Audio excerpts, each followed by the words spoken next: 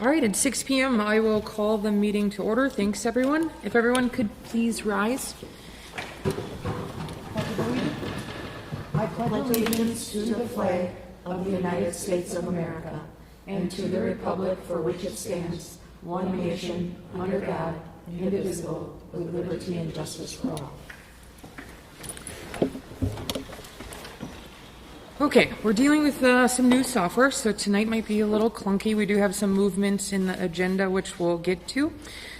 But next, we'll go with administrator report on the agenda posting and notification of the meeting to the media. The agenda was posted at Three Lakes School, Sugar Camp School. It was posted via email, the town of Three Lakes, the town of Monaco, town of Sugar Camp, and the Demer Library, and the media notified by email included the Vilas County News, the Northwoods River News, WRJO News, and WXPR Radio. Thank you. Next, we move to amendments and approval of the agenda. Are there any amendments? There are none. Hearing none, is anyone willing to make a motion on the agenda? I'll make a motion to approve the agenda as presented. Second. We have a motion by Mitch, second by Josh. All those in favor of the motion signify by stating aye. Aye. Opposed? None heard. Motion carries. Okay.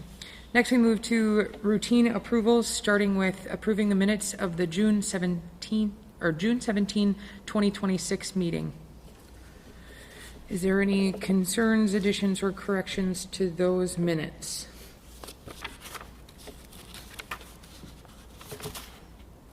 If there are none, is anyone ready to make a motion on this? I'll make a motion to approve the minutes from June 17th, 2026 meeting. Do we have a second? One second. Is that Brian? Mitch. Mitch. We have a motion by Stacy, second by Mitch. All those in favor of the motion signify by stating aye. Aye. Aye. Opposed? None heard. Motion carries. Next, we move to the treasurer's report. I'll make a motion to approve the checks dated June 11th, 2026 through July 8th, 2026 for accounts payable checks number 252600325 through 252600377, regular checks number 132439 through number 132537, manual check number 6201 through 6226, and wire transfers number 202500356 through 202500393 in the amount of $660,732.01, and AC payroll checks number 9000488891 to 9000498078, and regular payroll checks number 59489 through 59492 in the amount of $247,577.77 for a total amount of $908,309.78. Do we have a second? I'll second. We have a motion by Mitch, second by Brian. All those in favor of the motion signify by stating aye. Aye. Opposed? None heard. Motion carries. Next, we did a movement in the agenda, so now will be included in routine approvals will be the monthly personnel report. Okay, this month we do not have any hirings or retirements, resignations to report. Okay, next we move to public comments. Are there any comments from visitors regarding any agenda items? Hearing none, we'll move to the administrator's report with the building project update. Okay, work continues moving along. I do have a brief update from Eric Radke and Colton Wilmot, who are the supervisors at Three Lakes. Integrity has completed the abatement at the south and east sides of the small gym, the spinning room, and the mechanical room. They have been a little bit behind their schedule, so they have increased by bringing in 2 additional people to make their crew a little bigger and resolve this delay. It's still not resolved, and that's on Eric's mind, but he's not panicking yet, he said, so I'm going with that. Comfort Systems demolished ductwork in the junior high hallway and began installing ductwork on the east hallway of the small gym. And they also took delivery of the new air handler units. Pitlick and Wick demolished the asphalt and sidewalks and installed the storm drains at the elementary parking lot, as well as the northeast side of the track. Wickman set up forms for the long jump, and the plan was to have them poured, and I believe they are poured. I have not been out there to check. Caleb, are they poured? Okay. Green Lawn buried all the pipes and set up the sprinkler system in the athletic field, and Omni Paint and Glass has been around the building, painting the door frames in the new junior high bathrooms. And at Sugar Camp, we have Comfort Systems demoing and installing the new ductwork in the hydronic heating pipe throughout the building. Integrity cut openings for Shearer, and they set up the containment to start abatement in the library and start floor demo in the kindergarten room. And Shearer worked on the roof blocking on the 4K roof and worked with Integrity to cut the openings in the kitchen and the corridor not going to the 4K room. McMillan moved the conduits to help other trades and installed above ceiling electrical boxes in corridor door 3. And let's see, ICS welded the frames for the new roof drains and installed them. They're working on finishing a few small items left in the multipurpose room, and will finish setting the trusses and decking in the office addition. Coming up at Three Lakes, the interior demolition and the abatement will continue as quickly as possible. This is important because other work cannot begin until abatement is completed. Comfort Systems continue to install the hydronic pipe and duct in the areas that are available. Once the current abatement area has opened up, they will run the duct through the junior high hallway.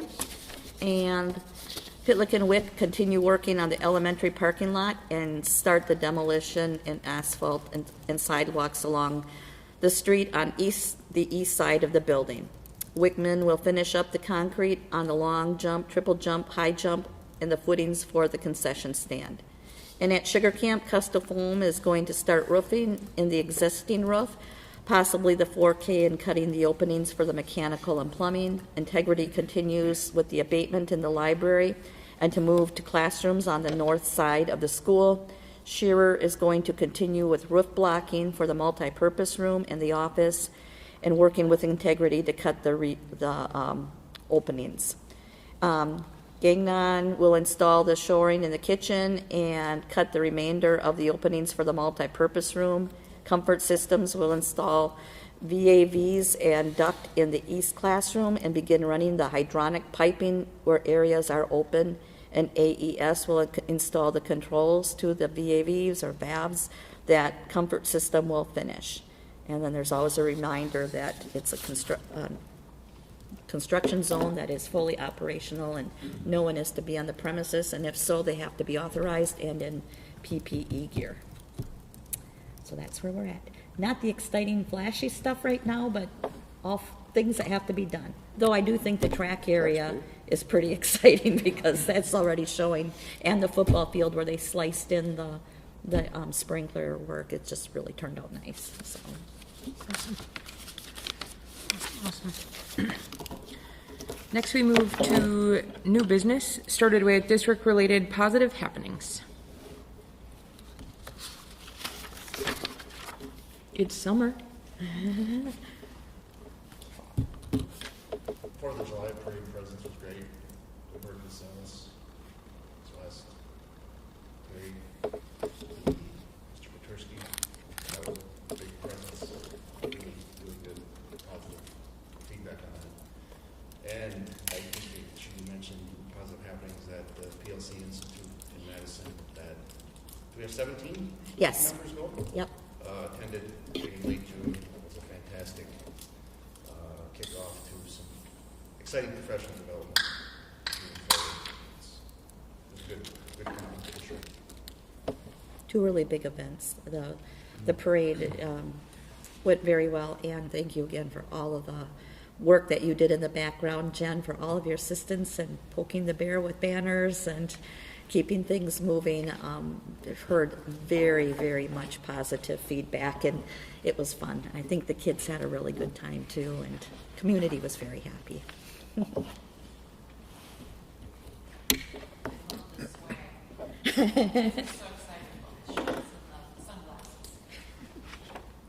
the ice cream, that didn't hurt.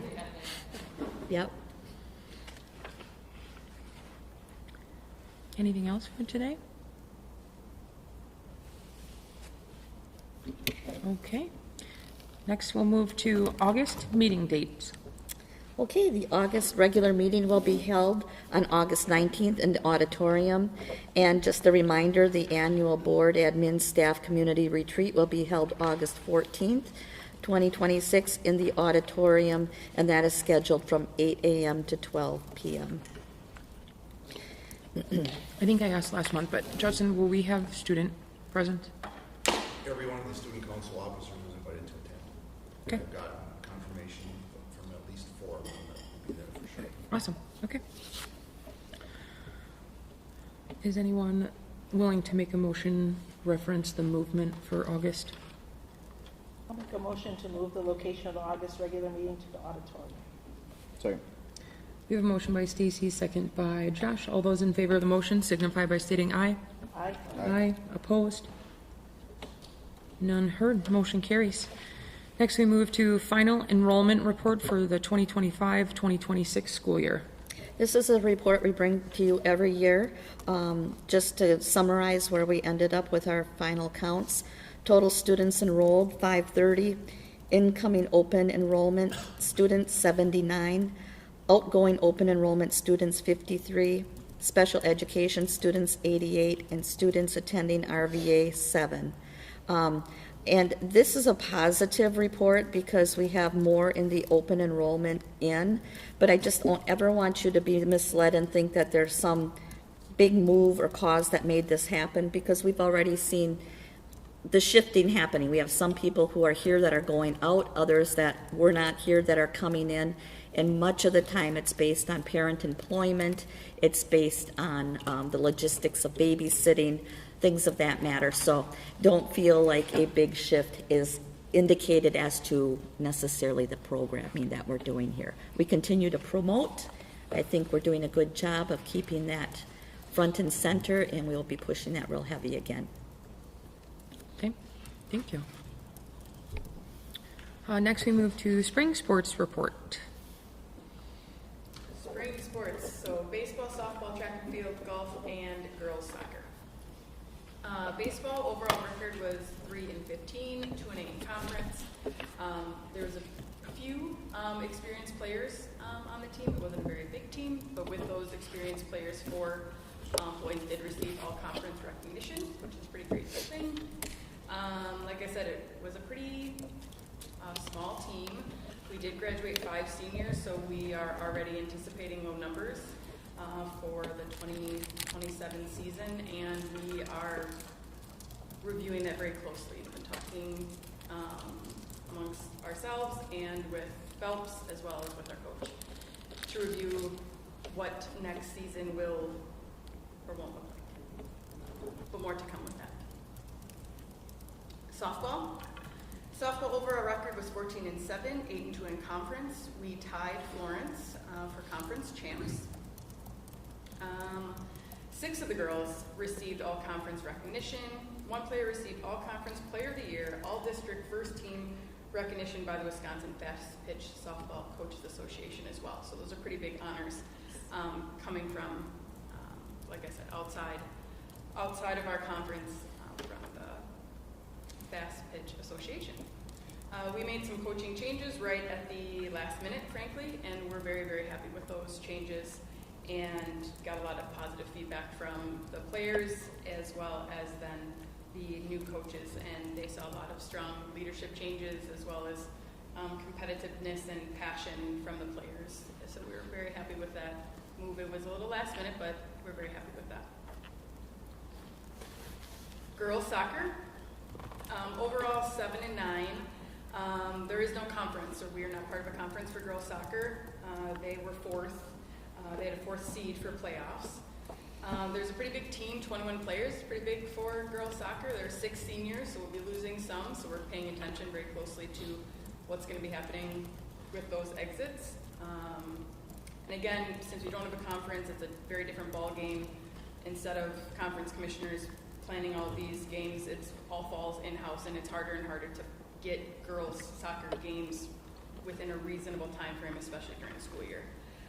Coaching staff still were very positive. If we had a conference, in their opinion, we would have had some all-conference players, goalie, defender, and a midfielder. So it's nice to have some of that well-rounded acknowledgement from the coaches. The team noted, I asked all of the teams and coaches to provide a summary, and then I provided back to you guys. They were very excited about having an irrigated field for next year, so we're very excited already. Speaking of new fields, so now track, girls and boys track and field. Boys were conference champs. Girls finished second. We had 10 all-conference athletes. Very strong boys team. 2 of our boys went to state. And they swept the conference as far as the, I'll say, big accolades. Both, one being the player of the year and then the other being the field athlete of the year. Both of those boys who went to state, one of them did break the school record for both the shot put and the discus. Both boys will be returning this next year, so very exciting for that. Like I said, healthy program, boys especially, and they are also very, very excited for the new track. And facilities, the whole shebang. Last but not least, our golf. Golf won conference. The last time golf won conference was 18 years ago. Some of these players were not born. So we continued on to win regional sectionals, first time in school history. The team, not just individuals, team placed 6th in state out of 121 teams in the division, which is pretty darn exciting. There were 5 individuals who received all conference. And yeah, a few exiting, but still many returning. So very excited for golf to continue. Those are the spring sports. My 2 little points that I'll wrap this up with is, number 1, I feel that it went well. Talked with some internal staff here about jumping on the train mid-August, and now I've gone through all the seasons. So hooray, I think went pretty well. We'll still gain efficiencies and make it better as we continue on. And my big kind of light bulb that's happening now as I live in this summer and construction and all of this is these sports don't stop just because school's done. School was done on June 4th. State didn't wrap up for track or for golf or for, frankly, anybody till we're way out of school. Football starts in less than 3 weeks. So as much as the mindset of sports is during the school year, it goes all year long and trying to understand what's available for open gyms and rec leagues and what are the camps and how do we get the summer workouts and all of the millions of pieces. It's just a never-ending beast, which is lovely. But again, pointing out some of the learnings from the last year, I guess. That's my summary, unless there are questions. Thank you, Ann. Thank you. Next, we move to review of district technology surveys. You're gonna have to be able to see the screen. I don't know if you guys want to move or not. Sure.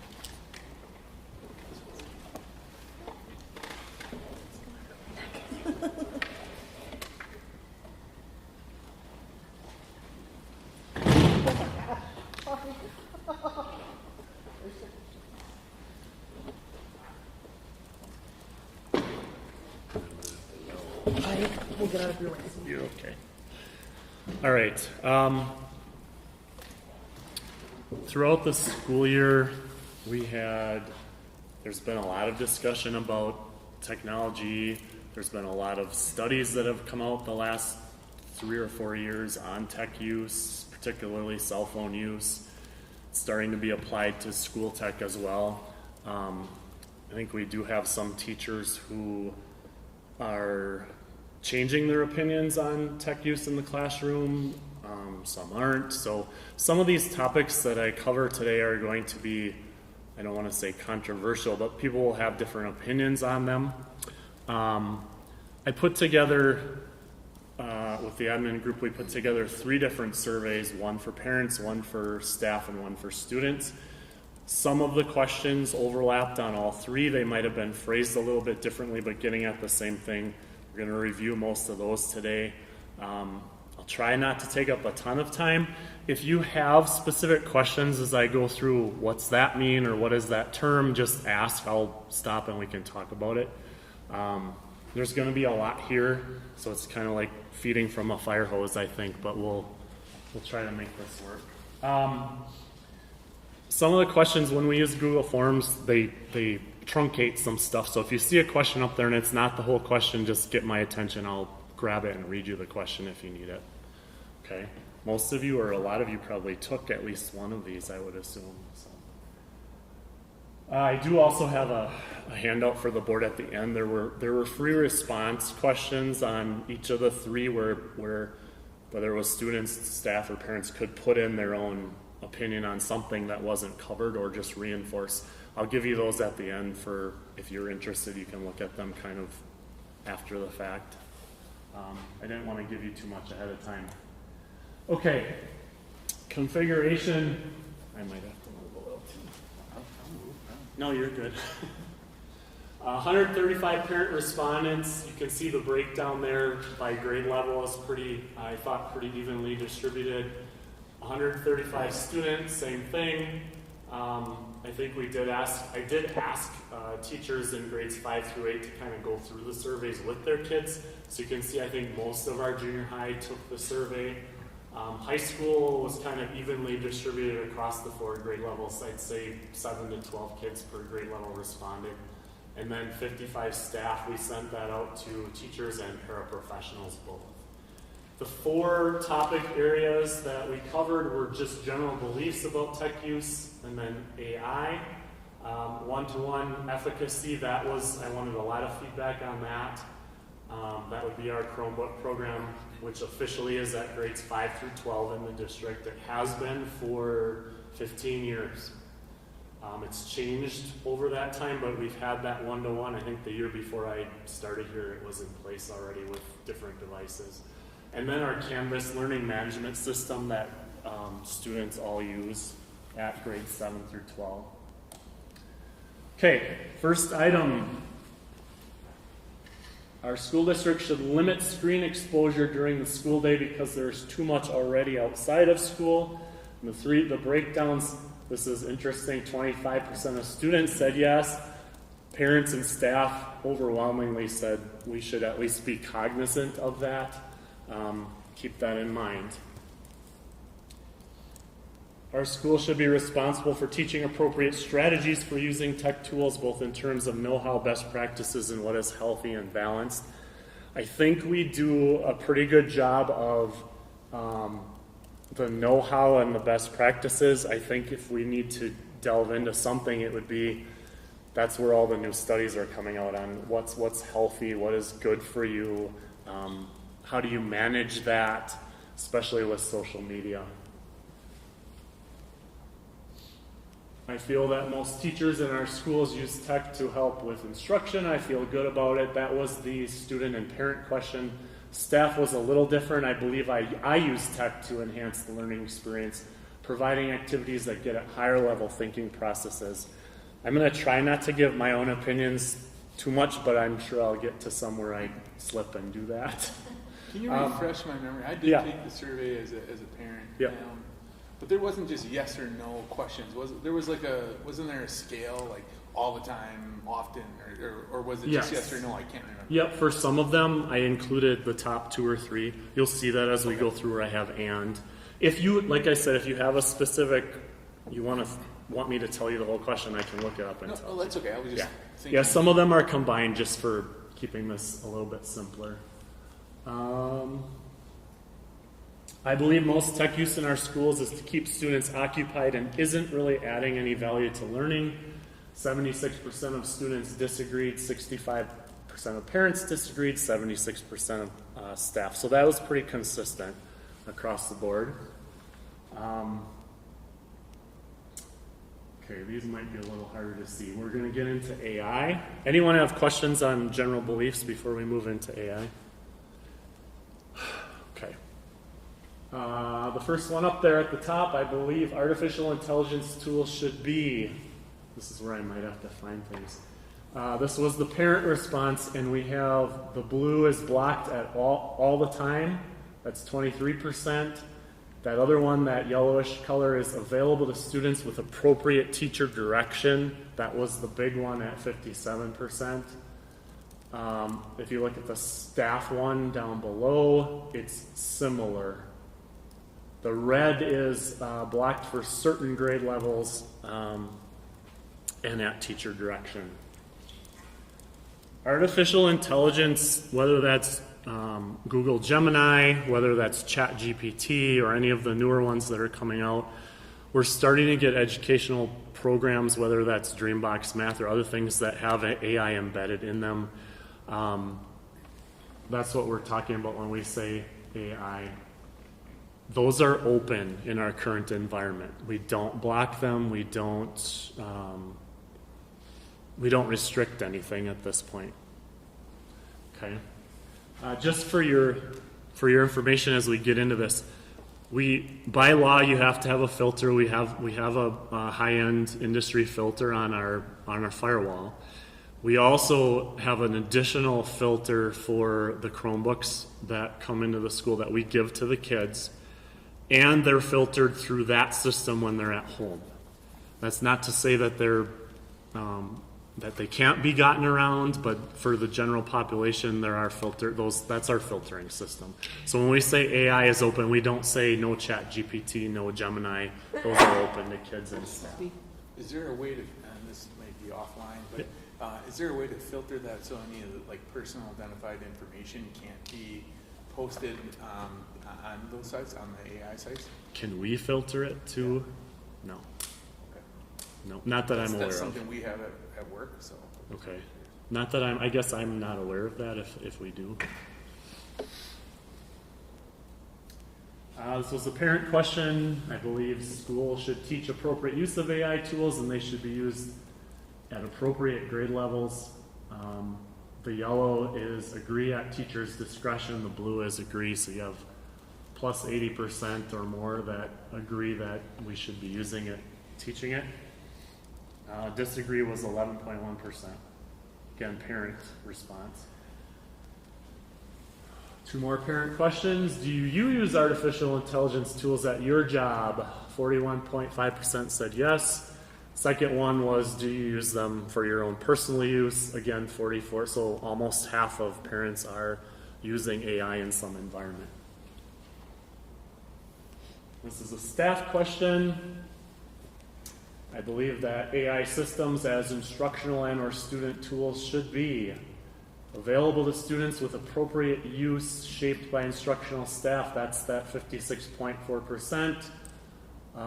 The red is blocked for certain grade levels, and the blue is all blocked. So you've got like a 55-35 split, and then there's some people put in their own responses there. So that's the smaller pie, chunks of the pie.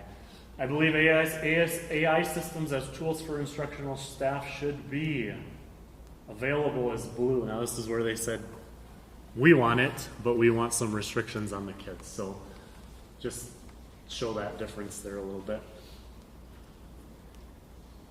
Okay, some of these I found very interesting. I think this gives us some indication of where our staff are, where our teachers are. Questions can be interpreted differently, but this gives us some general ideas. I have changed my approach to lesson design and my instructional strategies in the last few years due to student access to AI systems. This is where my opinion is we should see a lot of blue up there, and we're not seeing enough blue. If you're in an AI environment and 47.3% of our staff are not changing their instructional approach, that might be a problem. The 41.8 is good. If you look at the 3 comments, again, this is an anonymous survey, but I have changed my assignment design to try to minimize AI use at times, in the purple one at times depending on what it is. That makes sense. The blue one, next year I will be moving away from technology and as much to textbooks. That is not something that I want to see, but that's someone's opinion, so there that is. And then this next one. Steve, do you think Yes. do you think there's some misconception a little bit about, what you're really asking about AI? Because when you talk about AI, like through a chat GPT lens where you're asking questions and asking it to do something for you, is significantly different from a program that uses it to help, Sure. learn and build. Yep. I think when teachers read the question, they think of ChatGPT. And that's where I go Yep. first too, where I realize that there's such a component in there that helps make the program better behind the scenes, but you don't necessarily think of that as AI. So I'm wondering if that maybe skews some of these results a bit. It's possible. In the school environment, I think what we're seeing is a lot of there's a significant number of staff that ask for AI to be blocked. I can't, and I can see it on a dashboard. Like all of a sudden, kids are searching for the same characters in a story. They're searching for the same historical events. It's like they're doing a worksheet. They're doing something that. So that's when we say change your instructional approach. We shouldn't be doing some of those. We should be thinking about not doing those things as much, I think, and how do you design instruction so that they can use AI or that AI doesn't just give the answer? That you'll see that in a couple other questions. I don't know if that answers your question. Yeah, there's different ways to look at it, yeah. Choose a statement that best reflects your views about new innovation in tech and how they affect your approach to instruction. I might have to pull this one. Staff.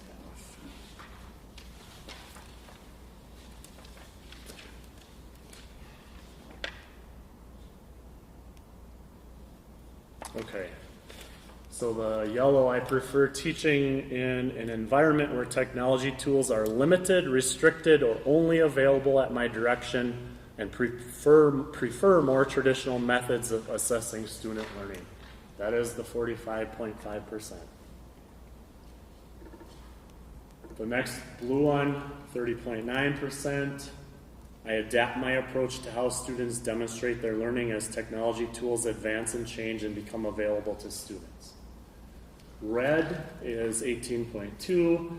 I am aware of changes in technology tools and know I need to change how I assess student learning, but I am not where I want to be yet.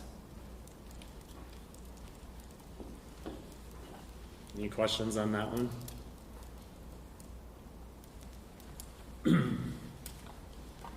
This one scared me a little as well. I prefer traditional learning tasks like writing papers, designing presentations, comprehension and recall items, memorization, etc., and do not allow access to AI tools to complete these tasks. We're over 60% all or most of the time.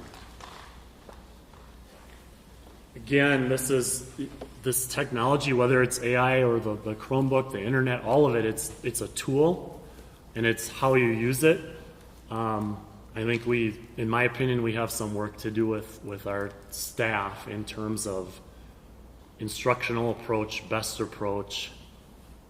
I'm not saying we have to use AI in school, but we have to be aware that I don't care if the students do the work here at home, they're going to have access to it somewhere. So we have to be adapting to that. All right, any questions on AI before we move on to the next one? Okay. One-to-one program. After 10 years of providing devices for all students in grades 5 through 12, I believe the district should. That was the student and parent. So students, 38% or 37.8 continue as is. On the parent end, it was 29.6 continue as is, and on the staff end, it was 47.3. Students, 25.2% said they would like students to be on devices, but only at teacher direction. So when we say that, we're thinking about a traditional, like a lab model or a CART model, where it's not with the student all day and it's, okay, we're going to do research for the next half an hour, get your device, get it out, and then there's an end time to that.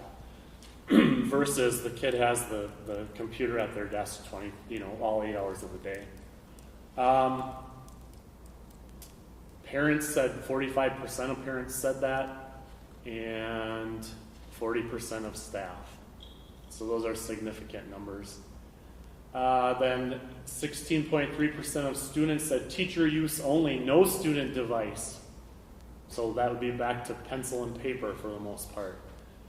That's interesting that 16% of students said that, about 12% of parents, and 9% of staff. Then that last little percent on the bottom is keep one-to-one. There was, I didn't include them in here, but there were charts, there were responses that parents gave or students gave of what grade levels do you feel this is appropriate. There were a significant number that said it should be 9-12. There were a significant number that said start at 7. Just so you know, our 5th and 6th graders, we have an assigned device, but they really are at teacher direction for the most part. It's really 7th grade where they get handed the device, and there's even some, depending on the staff member, there's some direction there too. But elementary, they don't generally take that device with them every day. They may check it out, but they don't have it like the other kids do all the time. Okay, this is just pull out from the parent responses. I believe students should have one-to-one devices to learn processes that will help them function in school, work, and society after graduation. 77% agreed. How much of a concern should daily use of Chromebooks adding to total screen time be for the school system? 56.3% of parents said either the school should not add to screen time or we should keep it in mind and put limits on it.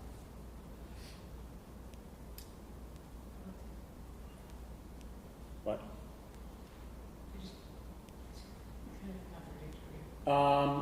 I would say that I could pull that question. Either we shouldn't have any, so there's no screen time. I think that's the first part of it. The second part was we should be cognizant of it and put limits on it, but still have it. Does that make sense? An overwhelming majority says we should have it so that we can learn and develop, but then we don't want to add to screen time. That makes no sense. I think when you answer those questions, people are thinking specifically about screen time, and then when they answer the other one, they're thinking about something else. That would be my guess. How would you rate the overall impact of the one-to-one Chromebook program on your child's education? 53.3% said positive or very positive, 45% were neutral, and 15.5% said negative or very negative. Which of the following do you see as the biggest benefits? There were 5 or 6 choices on these. These were what they picked as benefits in order of greatest to least. Preparation for future school or career, 63.7. Digital equity and convenience or efficiency of having all course materials in one spot. So those were 2 different things. They were tied at 56.3%. Digital equity just means that every student has a device. So I think you'll see in the end, I think about 80% of our kids have their own, whether it's a phone or device at home. So 20% or so don't have their own device. So equity is we're providing that so that they have the same access that the other kids who have stuff at home have. So digital equity was one there, and then consistency from class to class. All the classes are set up the same way. They're supposed to include the same components. Personalized learning, as in student pacing and targeted instruction, 47.4. Ability to collaborate with teachers and peers easily, that was the leftover there. Biggest concerns, decline in handwriting or physical paper and pencil skills, 69.6%. I think that's open to interpretation of what you think that is. Distractions, 68.1%. Games, YouTube, non-educational browsing. Physical health, posture, and eye strain, 52.6. Too much overall screen time, again, 51. So that kind of is hovering at that 45 to 55. Questions on those? Why do you think that the I think that's been in studies and news articles and things like that. That's where people are seeing that, if they're seeing it. There's some studies out that show actual cursive handwriting activates certain parts of the brain that develop those areas. I think a lot of this is based on what people are seeing in news and media. If you see some of these kids' handwriting, once they get to an employer level, it's pretty poor. Yeah, I would agree.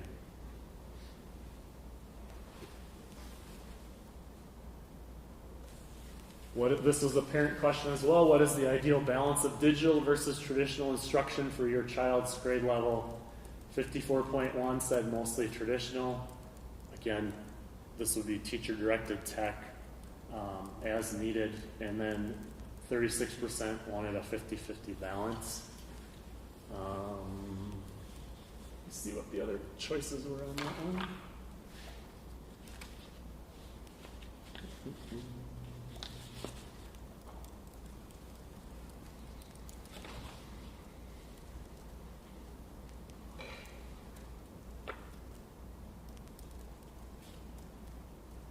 Mostly digital was a choice.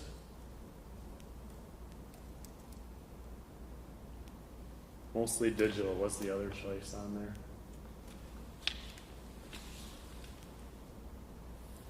Staff.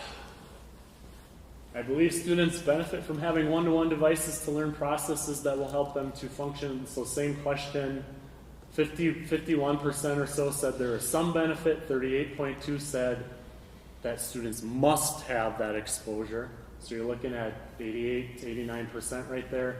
10.9% said the benefit is minimal or not consistent. One-to-one program makes delivering personalized instruction easier and more efficient for me. So as an instructor, Chromebooks increase student engagement in my environment. 56.4 agreed, 20% disagreed, 16.4 strongly agreed. So you're at about 70% agree or strongly agree there. Managing student distractions is a significant challenge for me with one-to-one. That was interesting. I thought it would be higher. It's a 50-50 split. I might come back to that one. In your opinion, how has one-to-one affected critical thinking? 58.2% said it decreased, 16.4% said it increased.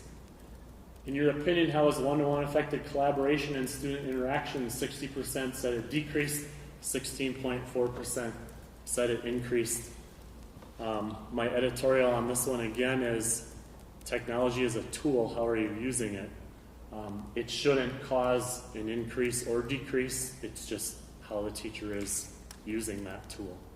You can increase those things, collaboration, critical thinking without a computer or without a device. You can do it with the device.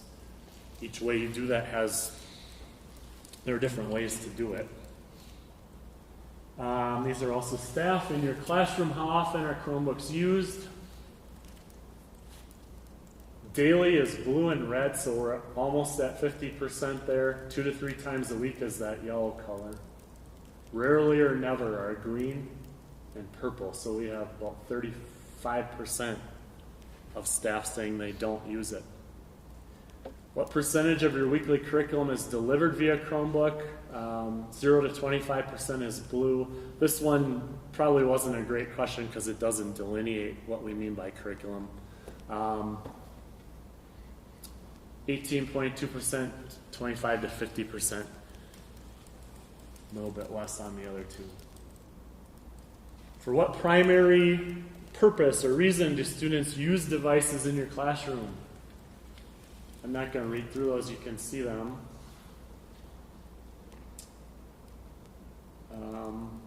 Again, remember this is across all grade levels, so you're going to have like a Mira Math apps, that's a lower PK2 grade level app.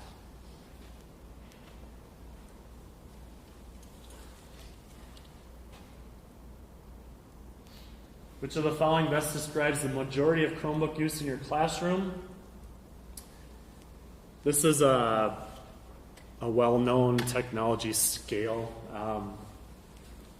You start with substitution. Well, you start with I don't use them at all. But substitution is doing the same thing. This, like, I give you a fill-in-the-blank worksheet, I can put that on a computer and have you do it there. That's substitution. Augmentation is the biggest one up here, the yellow or orange.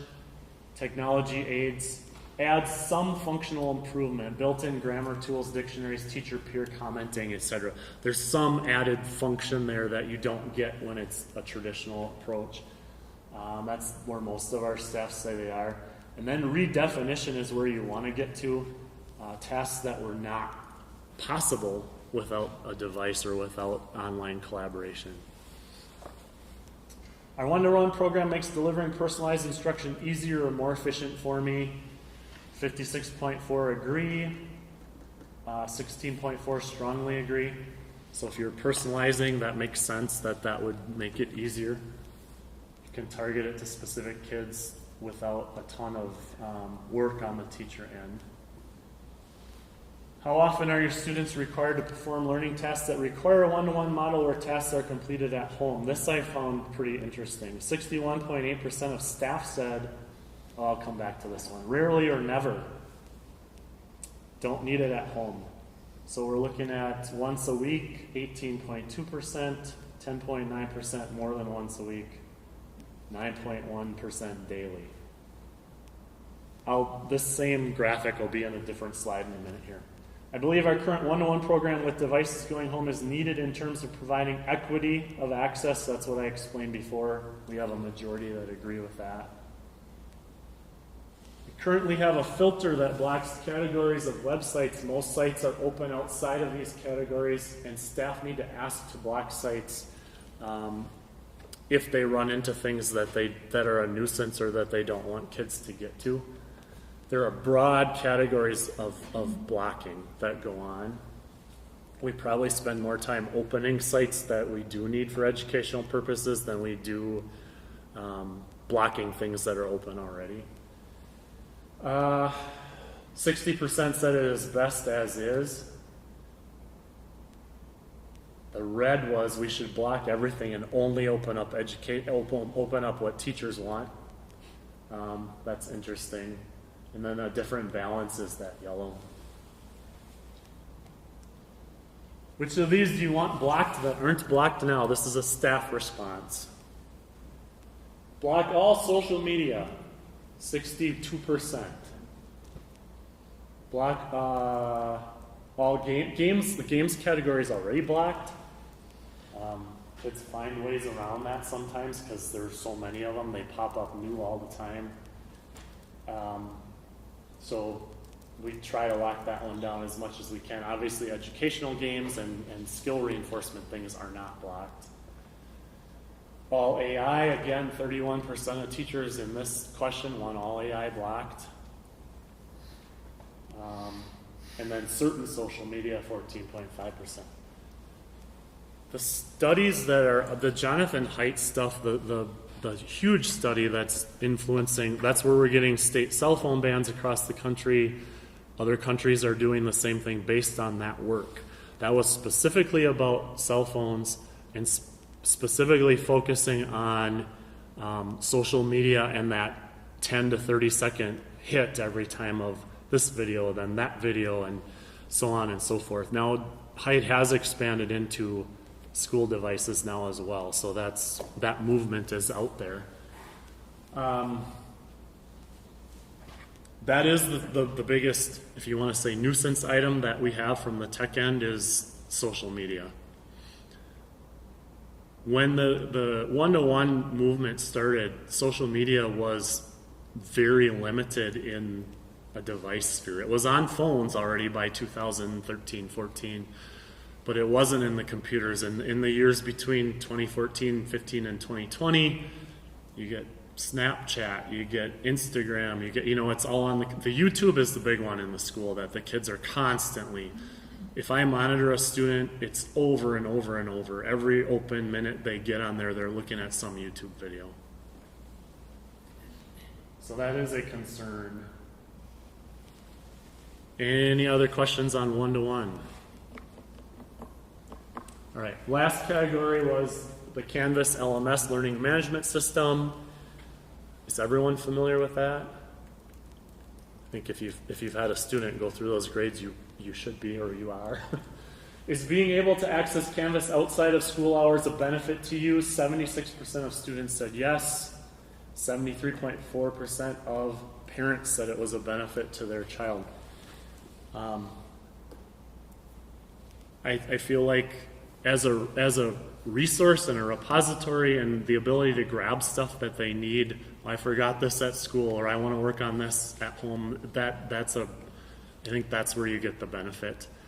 There are other tools in there that I don't know that we're getting a lot of use out of.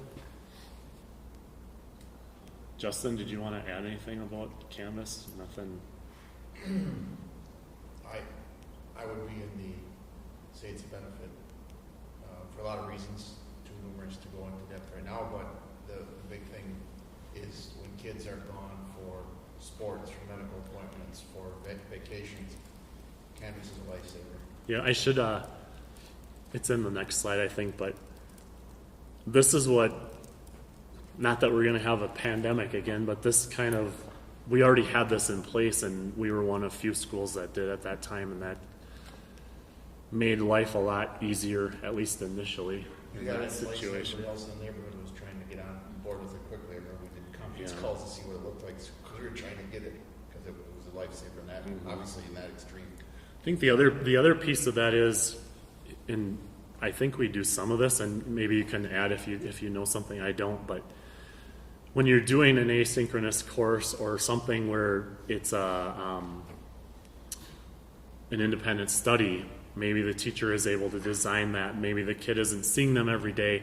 That would be a good use of Canvas as well, where you don't have to have face-to-face all the time, but they can put resources on there and keep pace. And the student can self-pace in there to some degree too. And that depends on the teacher, obviously, on what they're putting out. If they have their whole year laid out, students might self-pace more than if they're only putting a week at a time.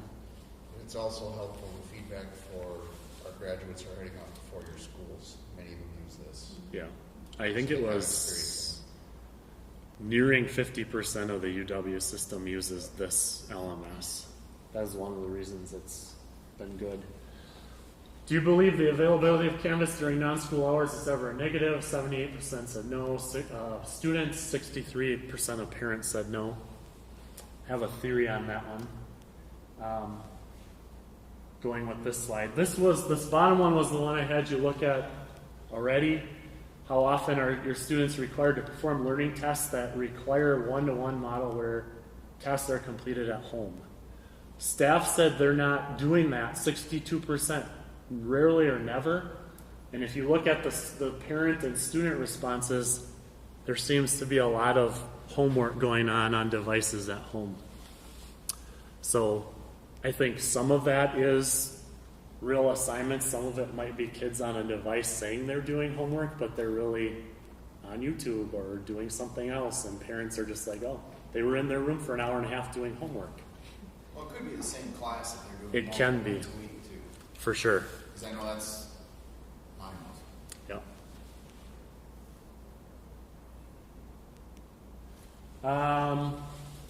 This was a benefit question about Canvas. It's pretty consistent across the three groups. The one I would point out that was different is that first one in the top left, where parents said it provides options for everyone to stay on track in certain situations, pandemic, weather days, the stuff Justin was mentioning. Students also had that as their number two. Staff, it was way down on the bottom. Not way down on the bottom, but it was the fourth choice. The yellow provides the same basic structure across all 712 classrooms. If we're doing that correctly, every teacher should have the same pieces in there that the kids need, and then they can find it the same way in each class. Green is teacher organization, anytime, anywhere access. And the blue was the one about post-secondary. So that's important for some students who are going on to post-secondary. It might not be for others. Okay, we're getting to the end here. Other parent points of interest. 86.7% of parents said students have access to the internet and a non-phone device at home. 56% of parents said their child has their own smartphone with a calling and data plan. 58.5% reported they use provider safety tools. So cell phone services provide some of those. Those are becoming more common. 80.7% said they limited screen time at home. Again, this is across PK-12 parents. 80.2% said cell phone limits at school have helped eliminate distractions. That is a parent perception. 48.8% would like to see a total ban on cell phone access at school. That would be a bell-to-bell, as was proposed at the state level in the last legislative session. Did not go anywhere at that time. This is students. 74.8% of students disagreed with the statement that the school should limit screen exposure during the day. I think we saw that one earlier. 71.1% agreed that the school should teach appropriate strategies for using tech. We talked about that already. And 81.1% report internet access at home that is consistent, and another 12% said they have it sometimes. So that gives you a good idea of who has how many of our kids have devices, how many of our kids have online access. So you think about that, it's 1 out of 5 either don't have a device, or 1 out of 5 don't have consistent internet access. All right, this is recommendations or things that we're going to think about as a team here. We have always, districts around us do one-to-one at PK-12. We have never done that here. That is not something that I would support, but we have always believed early grades should have limited technology with a focus on social development. This should continue with an enumerated belief statement, develop a document laying out our beliefs and how technology will be utilized as an instructional tool across all grade levels. I think we have some informal practices that I would like to be able to have, like a single sheet to say, this is our philosophy, this is our approach to technology use. That might be something that's difficult to put together with varying opinions, but we're going to give it a shot, I think. I would like to move grades 5 to 8 to carts with use at teacher direction and not issue one-to-one devices. So meaning they would be in a cart until the teacher says we're going to use these. They would be able to check them out to take them home if need be. We're already doing that at 5-6 based on some of these results. It's something that we should look at 7-8.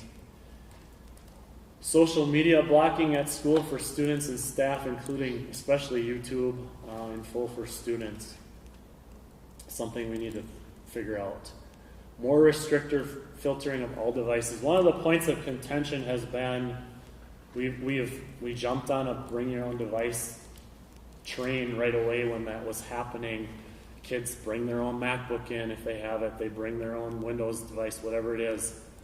Talked about the 2 filtering systems. The ones that have their own device, they're filtered when they're on site, but not to the extent that the Chromebooks are. So there's a discrepancy there that we need to address. So I am going to be looking at tightening down our overall firewall filter to put some limits so that's more consistent across the 2 device platforms. Enhanced devices for grades 9 through 12 as possible. If we went back to a cart model, I am exploring getting an upgraded device for 9 through 12. That would be, it would have more memory, it would have faster speeds, it would be a little nicer for them.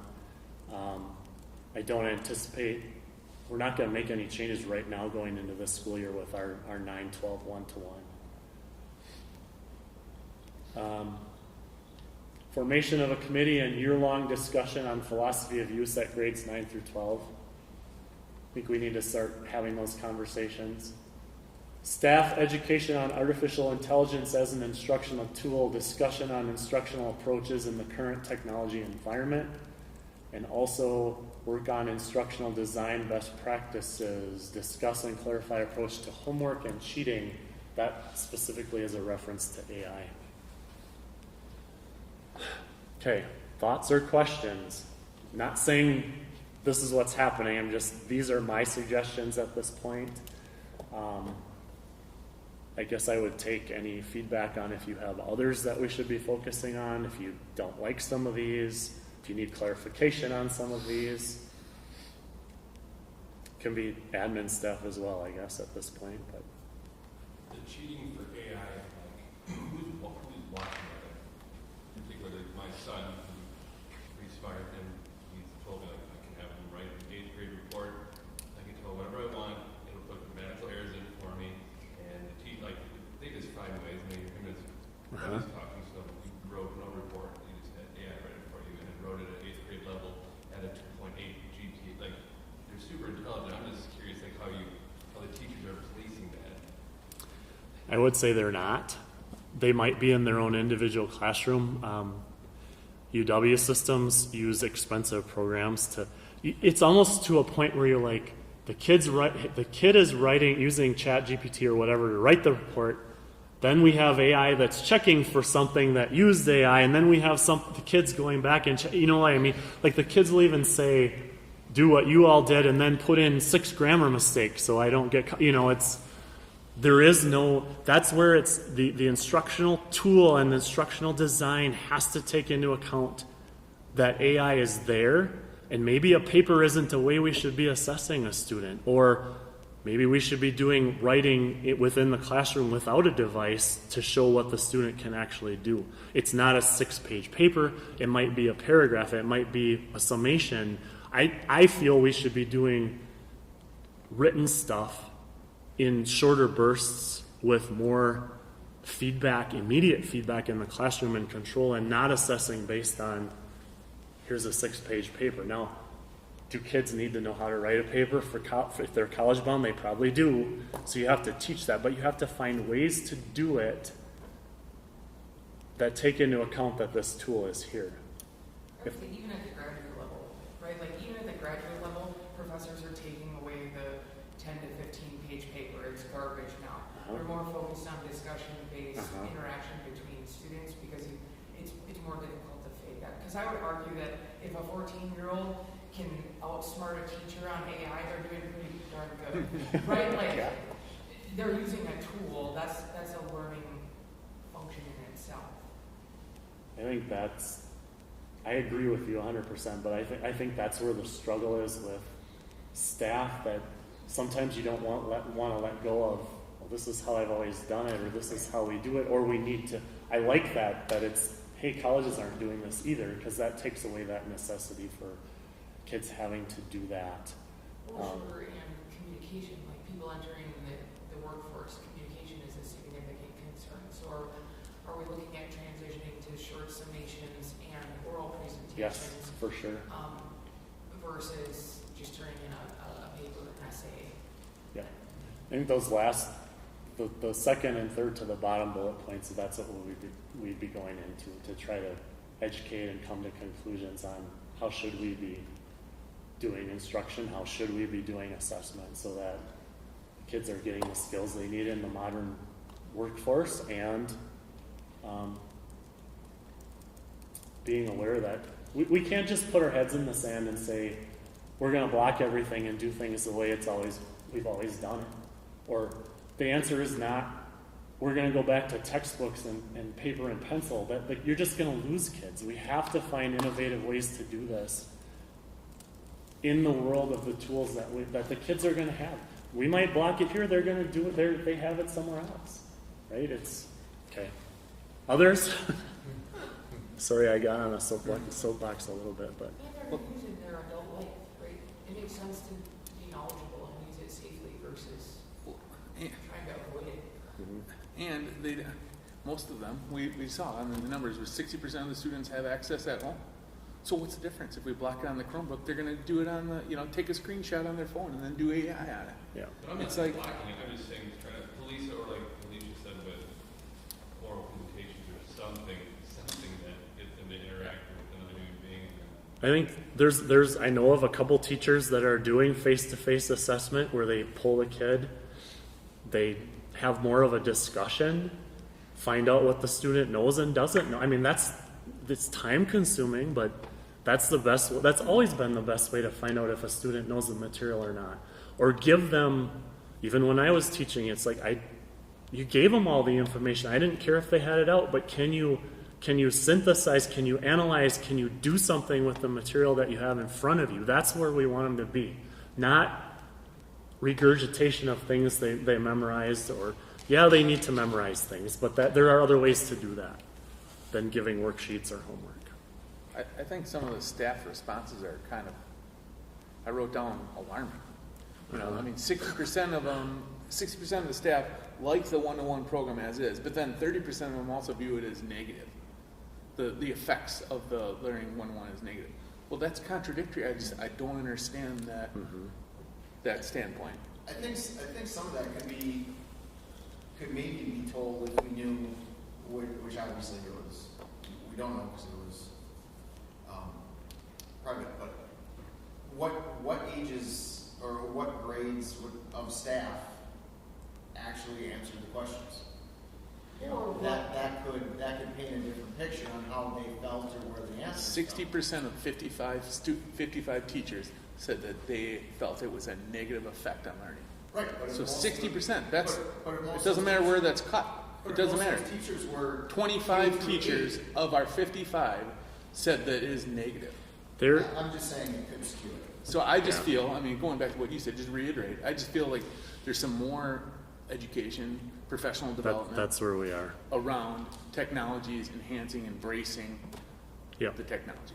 That's it would be skewed based on what they're teaching as well. So is the negative coming from FIAD and the trades and music and language, right? Like, what teachers are responding? I say alarming to me because English teachers are saying that that's probably. Yeah, no, well, but I say alarming to me because again, I feel we have excellent staff, and I feel that they're educated, but that they're responding that way, whether they're a physical education professional, or if they're a pre-K, or if they're a high school. If they respond that way, I feel that they are holding our learning back rather than embracing change positively, and they're part of the problem rather than the solution. Can I comment on that? Hence why 17 people went to Madison to spend 4 days to bring the learning that we need to do here. This has been something that we have been looking at when we do our annual goals and our 5-year plan every year. And I think there's both ends of the spectrum, Brian. I think there are really good teachers, but I think like anybody, it's easy to get complacent in what you know. Our kids are coming to us with a different need for learning. If you can look it up or pull it out, we don't really need to be assessing that. What we need to be able to do is communicate. We need to be able to problem solve, think at a higher level, think on our feet, and then engage kids so they want to be excited about that Socratic type of debate.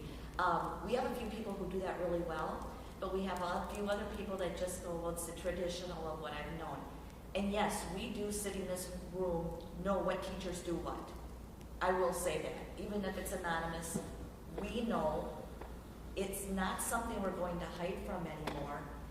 We have to be ready to prepare our kids, and sitting back and saying, it is what it is, blame technology, blame social media, or the outside world, that doesn't cut it.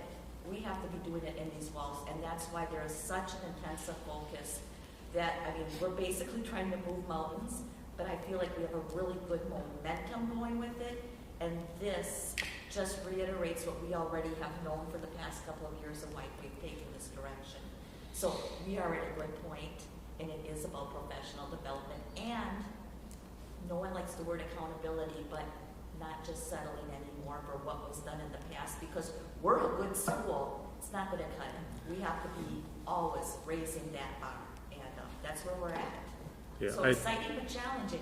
I would say the instructional design is one part of this. I think the other part is there are a large number of teachers that the distraction is what drives some of their responses. Like, I don't want this because the kids are always getting that dopamine hit of, I want to see this video, I want to see that video. So we have to find ways to address. I don't think all teachers are anti-tech. That's probably why you get some of those discrepancy answers too, where it's 80% say this is a benefit, but then when they get another question, they're like, the kids are really distracted, so we should limit screen time. It's, those things are kind of playing together in there. So it's hard to pull them out, but for sure. both, yeah, like what Terry said is where we want to go. And what the best part of this is this very heavily, it's staff-driven. This group, this committee, admin, we're part of it, but we are not the driving steering committee. We're support. We're internally and organically saying what is needed. You're in the trenches, you know, and we're supporting that. So I feel really good about that, but it's going to be a heavy lift. And I take it this would be one of the things we talk about in our retreat. Mhm. Or Tie into it. Yeah. something similar. Okay. Any final questions?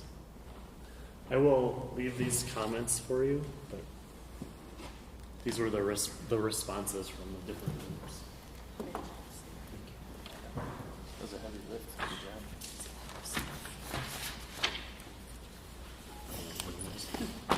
Actually, kind of chilled.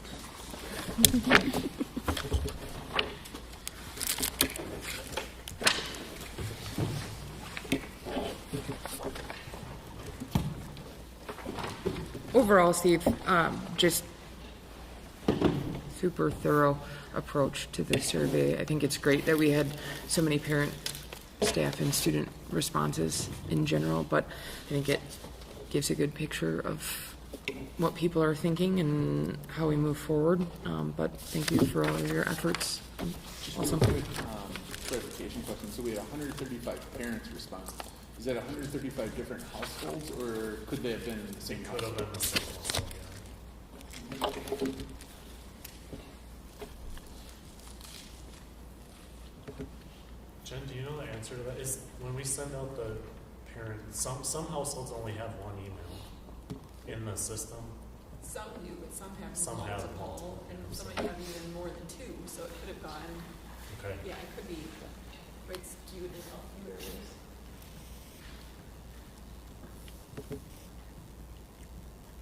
Any other questions reference district technology? Okay. Next, we'll move to preliminary review and consider approval for the 2026-2027 budget. All right, Caleb is up. So, I'll give you kind of the as it stands right now version. I'll give you a few of the big key things that are going into this budget, and then if you guys have questions, we can talk about it. But I'm going to start on that revenue summary, the Fund 10, the Fund 27 revenue summaries. So it's just all those different revenues listed out there. On the Fund 10 side, I just want to point out that property taxes at the very top. That's going up about $60,000, and that's just due to that $325 per student Evers veto. That's part of that. So on the property tax side, you know, I mean, that's really what we're looking at. It's about a $60,000 increase there. Going down in that same top section, but all the way to the bottom, is that open enrollment. As you saw from that summary from this year, what an amazing year we had there. It was about $316,000 coming in versus going out, which for a district like ours is monumental. Still keeping that in looking well, but the outs looking a little bit, not worse, but not quite as good as last year's, but still a healthy surplus in that regard there. So last year was about $300,000 plus. I'm looking at like 150 now, but of course it's July and who knows what's going to happen the next few months with kids coming and going. And it's always kind of a mad dash in August and September. Then at the very bottom there, that federal sources, the Title I-A, I've got some bad news to report here. The way that Title I money works, there's 3 pots based on your poverty rate as determined by the census. So in previous years, we qualified for all 3 pots, meaning we were in the highest category of aid received. We have since now, our poverty rate went from just over 15% to just under 15%. That 15 is that cutoff. So now we're getting 2 out of the 3 pots of that Title I money. So next year, that's going to $64,000, whereas this year was $92,000. So that's a $28,000 decrease right there just in Title I funding. On the Fund 27 side, that next page, the transfer from our general fund is kind of the big key with our special ed, and that really impacts our total budget. Last year I had budgeted $1.1 million going in there, and I think we're actually going to be a little bit under that, looking at how we're shaping up to end this year here. But next year it's going down to just over $1 million, and this is due to a few different things that I'll highlight on the expenditure side when we're getting that. So any questions on revenues? Okay. So then the next thing that I attached there was just the Fund 10 and the Fund 27 budgets with the graphs that showed the expenditures. On the Fund 10 side, the salaries and benefits, I mean, it's always increasing, but this year we took especially a little bit bigger of a hit on our health insurance side. Our increase is going to end up being about 15%. Terry and I have been putting the final bows on that this year. And oh boy, was that quite the process. To say that we got it down to 15 is saying a lot. But so that increase there, that's going to be about another $350,000 that has to go into the budget there. So that employee benefits there, a big increase of that is just that health insurance. We're looking at about $43,000 for a family plan now. Just so everyone sees how that works there. Then on the bottom there, the operating transfers out, you see that at $1.137 million. Majority of that is special ed, but then there is also a $135,000 transfer to Fund 50, which would be our food service. Our food service is what it is at this point, needing that transfer. And that's just how we're going to have to operate going forward. So all total though, that transfer of 1.1, I mean, we've been as high as 1.5 million in previous years. So the fact that that's going down is a positive.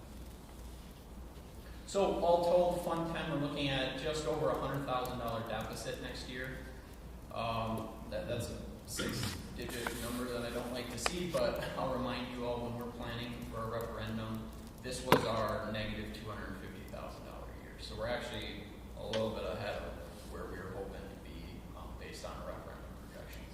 Of course, it's July 15th, and things change between now and when I come back in October, but I think this gives us a good preliminary idea where we'll be. Then on that Fund 27 budget, I said we talk a little bit about the expenditures. We've actually lost quite a few expenditures in our Fund 27, which is really helping our budget out.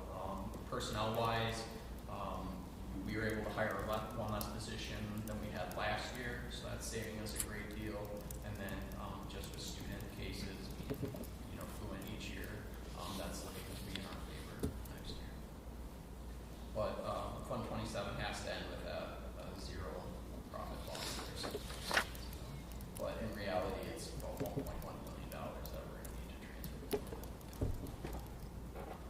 Or about $1 million. Any questions?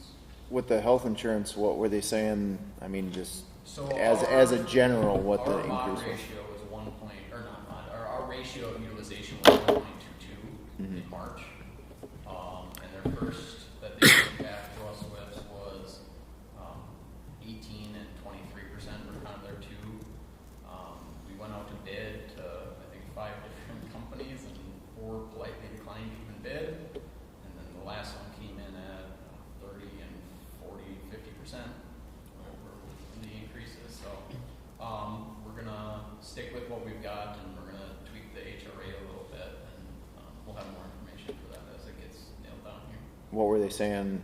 Just districts wide as far as that market? The state is Statewide. Statewide, we did not come in. Yeah, we didn't come in any There were higher. a couple No, that were under 10%. But very it's few. just- Most of them were in the 15 to 20, Yeah. 23% range, so. And of course, being up here, we don't have as many providers and options that we can Right. shop with, so it's a bit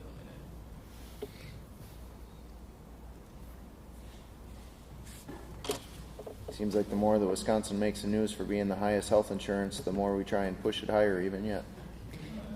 Caleb, I'd just like you to share that one little fact so people have the reality about our expenses. So when we were talking about the budget, we do requisitions, and staff gives me all of their requisitions, and that's Steve's technology budget, everything that we need to buy this summer. And I've got it in a master spreadsheet, and I pulled it up, and it was $320,000 total.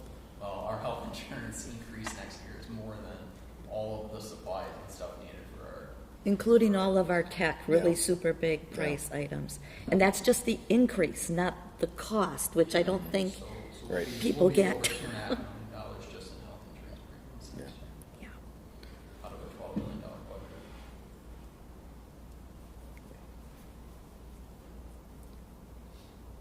We're a people business. That's right. We're gonna do a health summary on our hiring. No, but I will say this, just by the luck of the draw, the hirings that we made, as Caleb also and I looked at, we had some retirees who had been here many years being, I don't want to say replaced, but their positions filled with younger staff members coming in at a significantly lower rate, even though they're well paid, and a little bit less needs with necessarily health care. So that's a savings, but that's maybe just unique to this year. You know, you can't ever.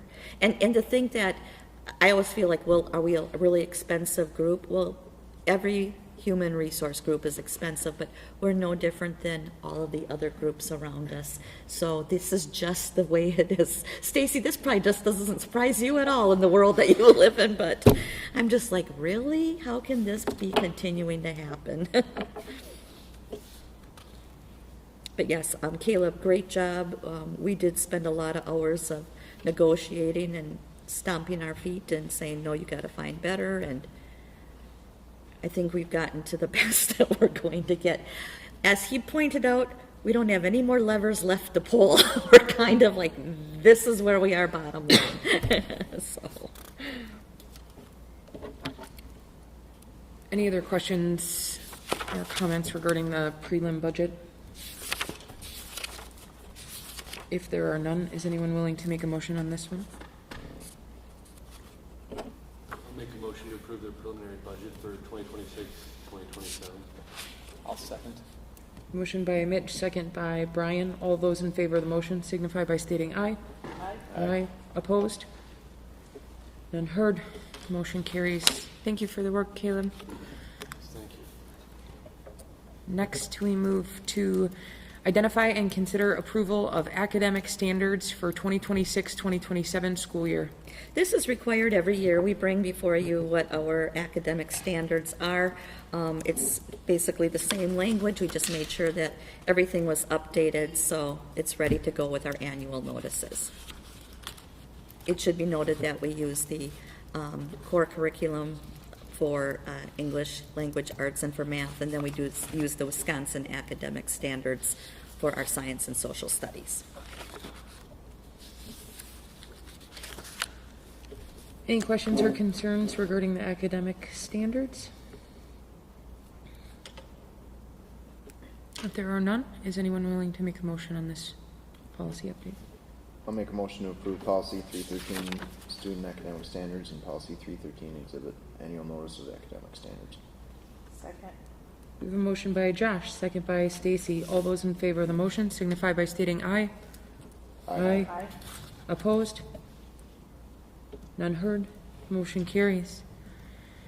Next, we move to consider approval of student transportation policy. Okay, I have several policies that we updated. It wasn't that we didn't have policy, but we went a little bit more deeper. What we had been doing procedurally was not necessarily reflected in policy. So this just legally kind of gives us that leg up with what other situations may occur. So like this conduct on school buses, this has our current incorporated into it. It just looks a little different in the format, but it is what we have been doing. So I bring you that one. Is there questions on the school bus? If not, I'm going to just keep right on moving. On student transportation services, this is where we got a little more delineated. Again, the language that we have had in place, such as the distance of pickup and drop-off, what the requirements are, that has already been in place. We also had to make sure that we were in compliance with state law, which we are. But I wanted to take the opportunity, just a commentary here or two. As a district, we are extremely accommodating to our parents' or requests of student pickup and delivery, to the point that it's gotten on a Monday, I need this drop off here, and on Wednesday, I need this drop off here, and then maybe on Thursday, it's going to be this. I just want you all to be aware that we are obligated to get them to their place of residence and back. We have tried to be really good about this, but we have to start being careful, because what has resulted is we have other entities, and I will say our daycare, I'm going to just say that right out there, that has expectations and then possibly even dissatisfaction from the parent side or from the daycare side, that we provide transportation, we are doing this as a service, but we're also going to act within our procedures. And if they do not like what we do, for instance, when we do need to change a bus situation from a full bus to a daycare, because we've only got 5 kids and we're going to run one of our approved vans or vehicles, we're going to do that, and that is within our right. That has always been our practice, that has always been within our right, but it's been handled at our administrative end. Now it's showing in policy for when these questions come up, like the parent who did have concerns as to why, there was a different vehicle than was expected. So I just wanted to point that out to you and say we will continue to be as accommodating as we can, but there may be a time that we have to say we can't do that. Josh? So is there, just out of curiosity reading this, is there no requirement for students less than 2 miles from the school? There isn't, but we've always picked them up. Yeah, I realize you're doing that, but I know of one district that actually did, I was surprised that they could do it, but they said that they would not pick up kids within 2 miles of the district, and I thought that was a policy, but and then I saw it in ours. Yeah. Yep. And so it must be a state thing. It is a state thing. I was really shocked. Right. Yes. It is a state thing, but then it doesn't apply to us here necessarily, but where it gets to be real sticky is when then you say, okay, but we're going to provide to a private school or a parochial school, but then you're saying you don't have to. We do, and we always will. So if you don't have any questions on that, that was the main thing I wanted to point out to you, because I'm sure that you do get bus concerns or parent transportation concerns, and we always try to do a good job of answering and getting information back from both Caleb, Michelle, and myself. But, you can always just pass those on to us if you feel that it should come to us. All right. Then I'm going to take a look at authorization of alternative vehicles. This is procedural. Caleb and I really liked that. This was, WASB recommended it. It's all listed out here, what the requirements are, how we seek verification, and also we have the forms that follow after the next couple of pages here, what is actually going to be a little bit more enhanced from what we've had for filling it out, making sure that insurance needs are in place, who's authorizing it. We've just always done it within our own forms, but here we go. We have a little bit more thorough documentation with it. Do you have any questions on those? I know it's not real exciting stuff, but it took us a while to get it there, so I think we're in a good place. Then this one maybe caught your eye, transportation in unusually hazardous areas. This is truly required by our state, and it has to be implicitly stated within policy, and we didn't have that. So now we do have this coverage should there be a very unique or strange occurrence. I do also want to say that Oneida County and state have been very good with corresponding with us when they do have a project coming up and they do see not even necessarily a hazardous situation, but that they go ahead and make sure that we know what's coming in dates and timelines. So we feel good about where we're at with that.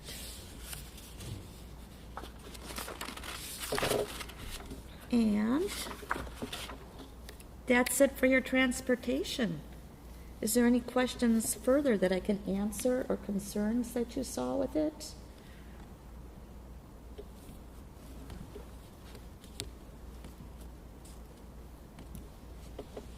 Just curious where our unusual hazards are.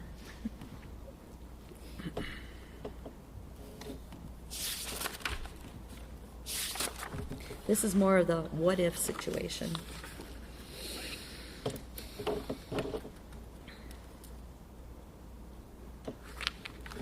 Any other questions or concerns regarding these policies? If not, is anyone ready to tackle this motion? I'll motion to approve policy 443.2, student and conduct on school buses, policy 751, student transportation services, policy 751.5, use of alternative vehicles to transport students, policy 751.5, rule authorization of alternative vehicles and drivers to transport students, policy 751.5, exhibit 1, alternative driver vehicle authorization checklist, policy 751.2, exhibit number 2, alternative driver vehicle authorization checklist, 751.5, exhibit number 3, alternative driver vehicle authorization checklists. I hit it all. And transportation in hazardous areas. Is it that one? Ooh, it's not written in there. Oh, it's not? Mm-mm.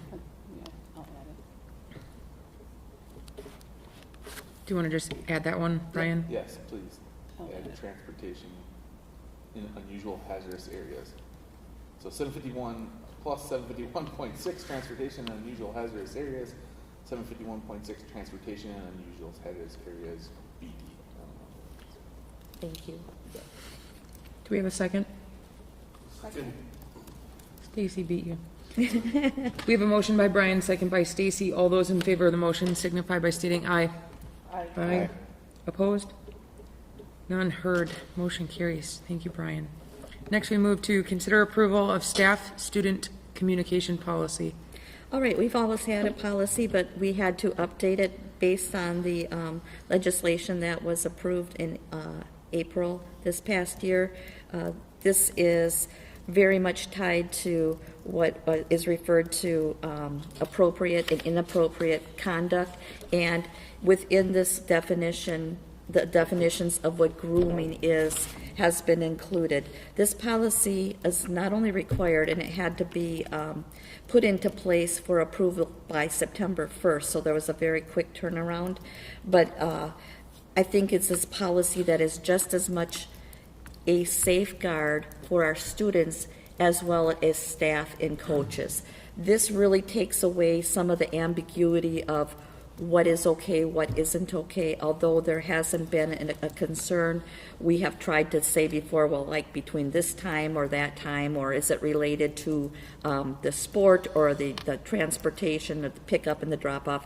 This really, again, delineates what those situations are as appropriate and inappropriate. Of course, the list is never totally complete, but we have a really good guideline here.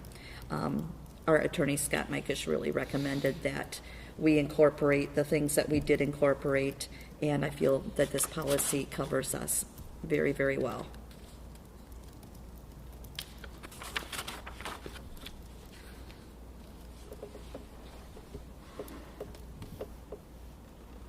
Any questions or concerns regarding this policy? Just a comment. I feel like this is pretty generous comparatively to some of the policies I've seen some other school districts passing, and I mean that in a positive way. Some of the other policies that I saw passed were just like complete restriction from any communication on a personal device to a student, which I find prohibitive for a lot of reasons. So I think I applaud for the path that we went here. Thank you for noting that. We think it's really important that communication for, and I'm thinking of our coaches as well as our parents and the students.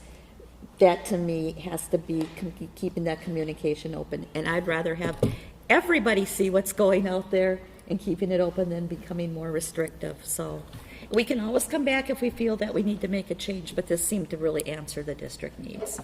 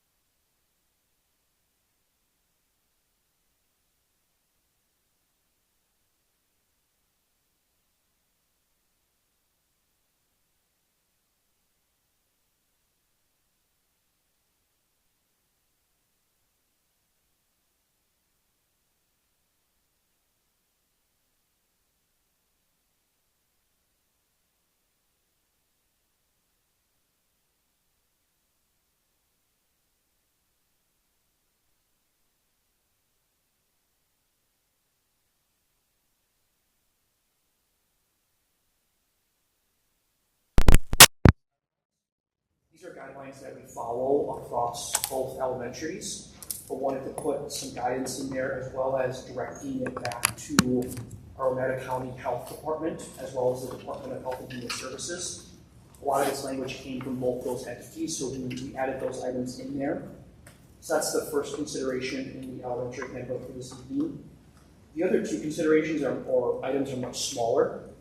On page 18, we have a strike through at the bottom in the retention committee area. We currently don't have a dean of students, so we decided or are asking to be considered have that be taken out of the handbook for next year for that retention committee if we need to form one.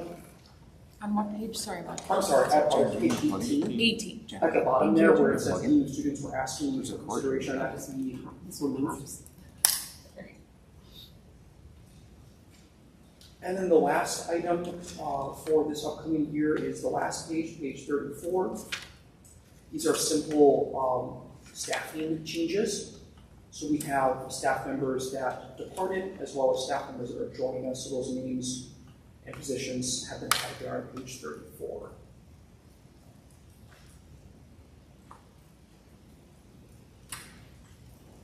Does anyone have questions on those considerations?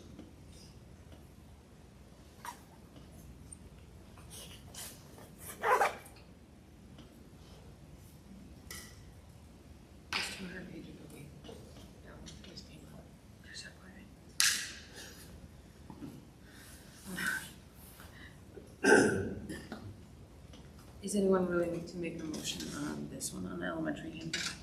I'll make a motion to approve the elementary handbook for the 2026-2027 school year.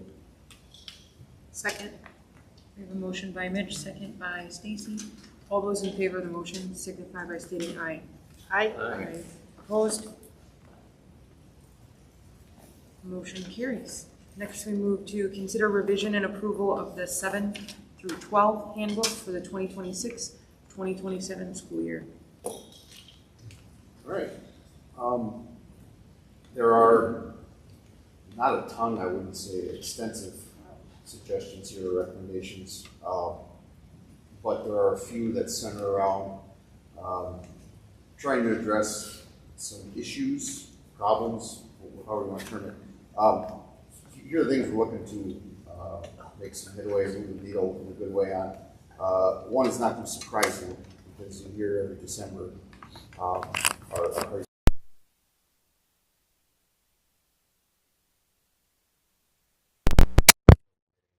every year since I've been here, and probably before that, talk about attendance a lot.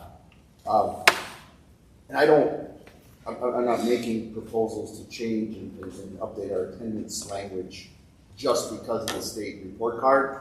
I'll share some data with you in a minute that more motivates me to request some updates and changes in the way we do attendance at the junior high school. Also want to get at tardiness a little bit in both our discipline referrals from last year. Spoke to us that the highest discipline referral rate was for tardiness. Surpassed cell phones and any other sort of discipline referral in our data. Tardiness was the number one. Also, in my year-end staff survey, the highest mentioned or the most often mentioned problem was tardiness to class. Okay? I think that it's a little bit hand in hand with cell phone, and I'll talk about that issue a little bit, or a little bit of tweaking I'm suggesting in cell phone usage or cell phone, the way we operate our handbook on that. But those are the, I know attendance is a big umbrella, but those are the things we're looking to address with this year's recommendations. Just to, out of curiosity's sake, I printed out or ran a report on the chronic absenteeism report for our school year right now. We just got done with. And as you know, this is probably a sore spot or the biggest hole in our state report card for chronic absenteeism. We have 39 students that meet the state and federal definition of a chronically absent student. 39 of our student body, that means about 25% of our student body is defined as chronically absent. For tradition or history's sake, I think it's important, or has been important, and I'm in that camp, to be family friendly, to be a district that allows for trips, vacations, etc. So I digging a little deeper into the chronic absenteeism in our district specifically. It's very interesting, or I guess maybe the data shows what we kind of see day to day. 20 of those 39 students that are defined as chronically absent, 10 of those students were students who utilized and parents who utilized our pre-approved absence form, checked in with their teachers. They submitted the form ahead of time. Yep, we're going on a trip. So-and-so is going to be gone for 5 days, going to be gone for 6 days, whatever. Those 10 students were not an issue, did not cause a problem for us. Their average GPA, folks, is 3.3. They're doing school pretty well. Okay. The other 29 students of our chronically absent list were students who did not do pre-approved absences, were not family vacationers, were not leaving for a week in Florida or a pheasant hunting trip for a week. These were students who missed that much school via a day, a half of a day, a period. They were checked out, parent excused, but they missed school for other reasons. Okay? So, when we get to the attendance part in this recommendation, what we're looking to do is delineate and be able to track and provide attendance interventions a little bit quicker in situations where it's not the pre-approved, the thought out, gone through the pre-approved form for absences. The interesting thing there, and it's again not interesting, but the data really shows what we've kind of thought all along. The vacations aren't a problem, and by the way, the kids who aren't chronically absent, their GPA is like a 3.8. The other students who aren't on this list is 39. So, right? If you're in school, and you're engaged in what's going on now. Before I go a step further, I will tell you that 100,000% truancy court is not the way to solve attendance issues. Truancy court's an intervention we can provide, and we do when needed. Engaging lessons solves truancy issues way more effectively than any sort of punitive action we can put into any student handbook. Okay? And again, not to belabor the point, but that's why we're doing PD stuff. That's why we're going to PLCs and getting teachers some support in improving the ball game as far as what they're offering in a class. That's kind of an editorial side note. But that just kind of sets the stage for the why. That to me tells the why of why we're proposing some changes. And then they're not sweeping changes, but more detail as we come in. And please, if there's any questions, stop me. Of the 29, what's their GPA? Do you have that? Oh, yeah. I'm sorry, I forgot to shoot. 2.16. That's what I thought. Yeah. So significantly lower. That to me, the 2.16 is the reason why we update and change our attendance procedures and how we handle it. Not necessarily, yes, the state report card's nice to have a good score there, but the impetus is we want them to do well in school. The first, I'll start with just going at the top and then kind of page through. The first thing I'm suggesting is removing in the tiebreaker for academic awards, and this really was set up for the Academic Excellence Scholarship designee because you have to choose one. I'm suggesting we add in there, because we do like to use this sort of format for a lot of different ties that might come up year to year when it comes to time to pick back a boys' state or back a girls' state, all sorts of honors and academic things. So I added in a phrase to say not just the Academic Scholarship designee tiebreaker, but other academic awards and honors as well. And then I'm asking to take out the SAT because very, very, very few students, in fact, I can't name one in the last 5 years that take the SAT anymore. So having it in there is kind of pointless as a tiebreaker if nobody's taking it. And instead, where the SAT factor was, I'm suggesting we put in a tiebreaker on number 4 of if a tie still exists, the student with the better attendance record over the first 7 semesters of their high school career will be the designee. Medically documented absences, college visits, and absences due to extenuating circumstances like funerals and things like that will not count against a student. So we very, very rarely have to go to number 4. Usually ACT breaks any tie. And we're going to need some tiebreaker next year because there's like 7 kids tied with a 4.0 right now in that senior class. But typically the ACT does the trick. If ever the ACT doesn't, then we would go to number 4, which would be a higher attendance rate. I think that's makes sense to me. It's a life skill. My personal suggestion, I'm not sure anybody else would feel this way, but I would like to see 4 and 5 flipped. I have no problem with the change you made, but I mean, we are here to educate kids. I feel like that the kid who went through more classes, got more credits, should be given a better weight than necessarily better attendance. I like it. Are all others okay with that? Yes. Flipping 5 and 4? I agree.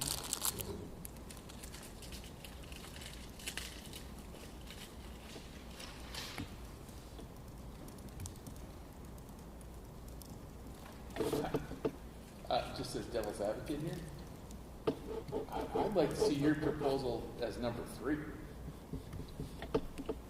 Attendance rate? Yeah, I mean, again, I kind of think we can set an example, lead by example mentality where our best students are in school the most because they're thinking of this from the time they're freshmen, right?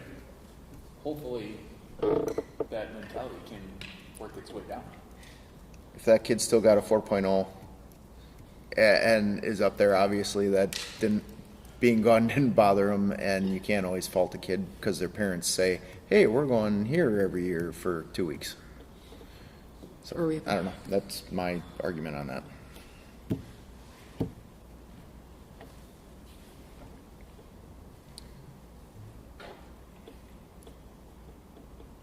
All right. Going on to the meat and potatoes of where attendance, where we want to address attendance. In the first part, the intro paragraph there, I just added in a little bit of clarification because it is confusing to folks if they read this, what simple citations are and what that a habitual truancy referral is a different thing. So just adding a little bit of language to hopefully help clarify that. And then the next chunk is where we're adding in the delineation. When a student will miss 2 or more consecutive days of school due to pre-planned absences, that's your family trips, your vacations. This, as it parlays into this year's data, this is the 10 students, right, that were on that chronic absenteeism list that have pre-planned trips, and they do the paperwork ahead of time. Most importantly, that paperwork forces them to go to all their teachers so the teachers can plan ahead. That form submitted at least 1 week prior to anticipated absence, and this does not change. This next sentence, this is the way it's always been, at least since I've been here. Students are allowed a maximum of 15 dates in the school year excused with parent-approved, pre-approved anticipated absence forms. Okay? Should it be days or dates? What's that? Because in your second paragraph, it says days, but you have dates in the first paragraph. Up to 15 dates in the school year. I like days better. Mm-hmm. Thank you. Nothing, this goes to my point prior. We allow 15 days. So if 15 days aren't enough for your 4.0 student to attend family outings, I think behaviors should be changed, not reward that student. But it's a good point. There are, I'm just in my mind running through names of kids that are in the top 10 academically and are vying for some of these awards that tiebreaker designed for. They're not in there. Yeah, they're not in there. And not to be mean, but the next pot or the other, this is where delineation occurs. When a student is absent from school for all or part of the school day, and that's important. All or part is consistent with Oneida County. It's consistent with the state of Wisconsin. So all or part is important of the school day. For any parent excused reasons other than medical appointments, it is the parent guardian's responsibility to notify the school to excuse the absence. Students are allowed up to 5 all or part days of non-medical parent excused absences per semester, not to exceed 10 per school year. That is new to this district or at the high school level. That is what standard operating procedure is for every other school that I know of in this region. So that's what we want to utilize for our metric in terms of our non-pre-approved, non-family vacation sort of anticipated absence form. So that's the crux. I guess that's the biggest part of the change here. I ran this by the mom that I live with. She was like, 5 seems like plenty. 5 is what this is 10 per school year. When a student is absent from school for all or part of the school day for medical reasons, doctor, dentist, ortho, etc., it's the parent guardian's responsibility to notify the school in advance when possible or practical of the absence. When the student returns to school from a medical absence, they are required to bring medical documentation. I think it's note on the provider's letterhead, appointment notice, any of those work from the provider, so the absence can be coded as medical. That's important, because then that doesn't count against your 5 for the semester. Does it grant the appearance, just reading it, or could it be read that we are now allowing students who take vacations 25 days of absence in a school year?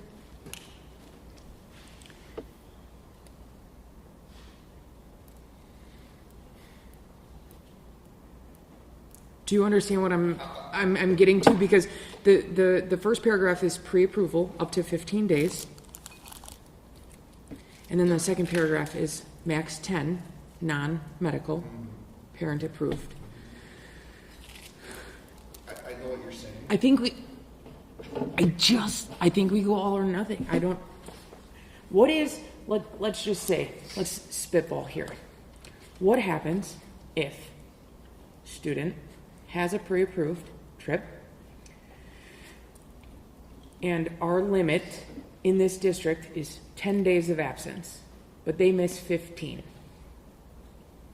What happens? They're a 4.0 student. They got a 27 on the ACT.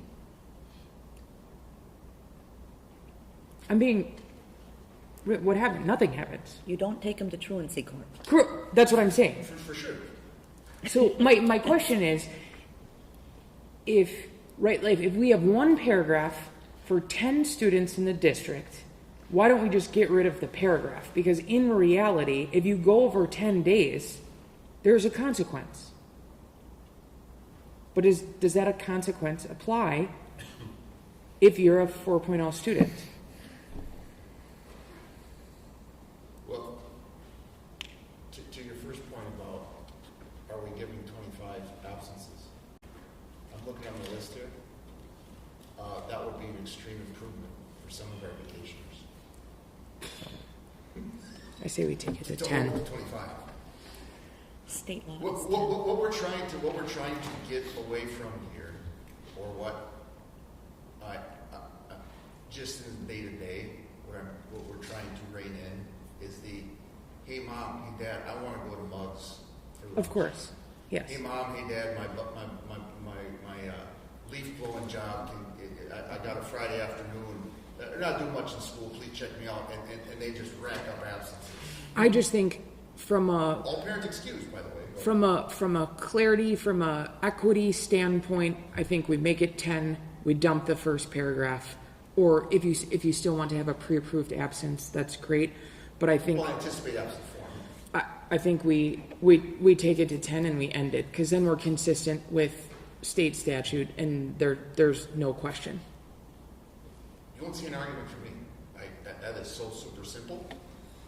I think the more parameters, the more equity we take away. Because to me, when I read this, it reads that if you have a lot of money and you can go on vacation for 30 days in a school year and get good grades, the law doesn't matter. And in everything that we're doing through DPI, through policy updates, we're talking about equity. And if we're focused on equity, let's just match the statute and be done and over with it. Or do we leave it with the way the first paragraph is written and leave it at 15? I just... The problem with that, with Josh, what you just mentioned, is you can go and do a lot of afternoon leaf blowing, lawn mowing, or trips to Deja for your lunch with buddies. You can pile up a lot of those into 15 days. Do you know what I'm saying?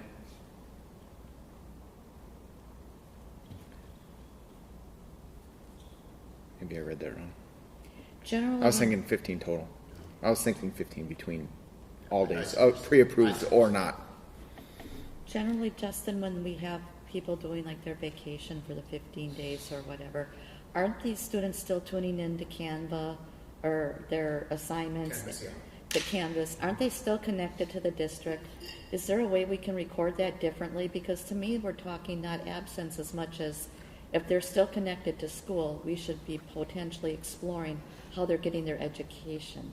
Which, I'm sorry to spring that on you now, but we're, That's where I'm thinking maybe we could get some more They clarity. clearly are engaging with school, because their GPA is 3.3 average of the 10 students that met that, or did the pre-approved anticipated absence forms.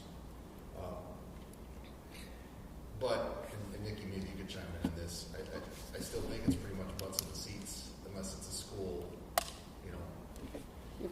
Yeah, some of the attendance policies you actually read on the PRG are like very strict. Yes. Okay, so it couldn't be virtual learning, like if you were on vacation, you virtually learn for X hours a day. There's or whatever. probably samples that have some of that in there, but yeah. But the state actually said if you have a student who's gonna be in like a hospital for 2 weeks or something, they sometimes suggest you unenroll the student. Yep. Right. Take them out of your system and then re-enroll them when they come back in, so they're not getting marked absent for that span of time. So, Well, the state is 10 days, all or part of a day. Well, and again, going back to why I said what I said at the beginning, if we establish new behaviors and new aspirations, where, yeah, Dad, I can go on that vacation with you, but now I'm gonna have to take 5 days, and Johnny right next to me, he has 0 days, I'm gonna stay home because I wanna get the X award, you know? And no matter what we do here, I think, Alicia, your point is, like, at first when you start talking about it, I was like, what? And you talk, like, that's crazy. But then the more I digested it, I liked the idea of condensing that. But again, it's about changing a behavior and setting a different expectation to try to remain good kids, keeping in the seats, butts in the seats, like you were saying. And what are the precedent, right? Our goal is to create productive citizens, right? What are they going to do in their first year of work when they decide to take a half day 15 times, right? Like 10 days is a lot of time, right? Like, especially when you go into a job and you can't take a day off for your first year, right? Like, I just feel like if we make it one flat, it takes the work off of you guys. We have a state standard. We have reports that have to be turned in. It ends the argument. We have this argument every single year about the 15 v 10. Like, we're the only holdout, and for what? There is no measure of accountability if you're over the number of days and you're doing the right thing in school. So, it would kind of be like a PTO day, right? You get 10 PTO days. Correct. Use them how you want. Yeah. Well, we didn't get this far yet, but there used to be a little asterisk in there that talked about, we don't excuse hair appointments, whatever it was. I'm looking to take that out. Yes. You set the limit, and then parents, you check your kids out for whatever heck you feel like you want to check your kids out for. Right? Like, so that's got to go away, in my opinion. But I would be, from a attendance management standpoint, to say 10, like state statute, would be a plus, right? In the past, there's been the dissenting voice to that was we don't want to be unfamily friendly. However, in the real world, if a kid goes over 2 or 3 days, they're not going to end up in truancy court. Correct. So even if they go over 30 days, you don't end up in truancy court, so districts. So, but the kids that aren't abusing it for whatever reason, or the kids that need assistance after they reach those 10 days, and mom or dad aren't getting to school, or the kid will come back home. Yes. You as staff know what's going on with that individual child, so. And that accountability goes to the parent, not to the child, when the child has no influence over how they get to school. And it's the parent that's the problem.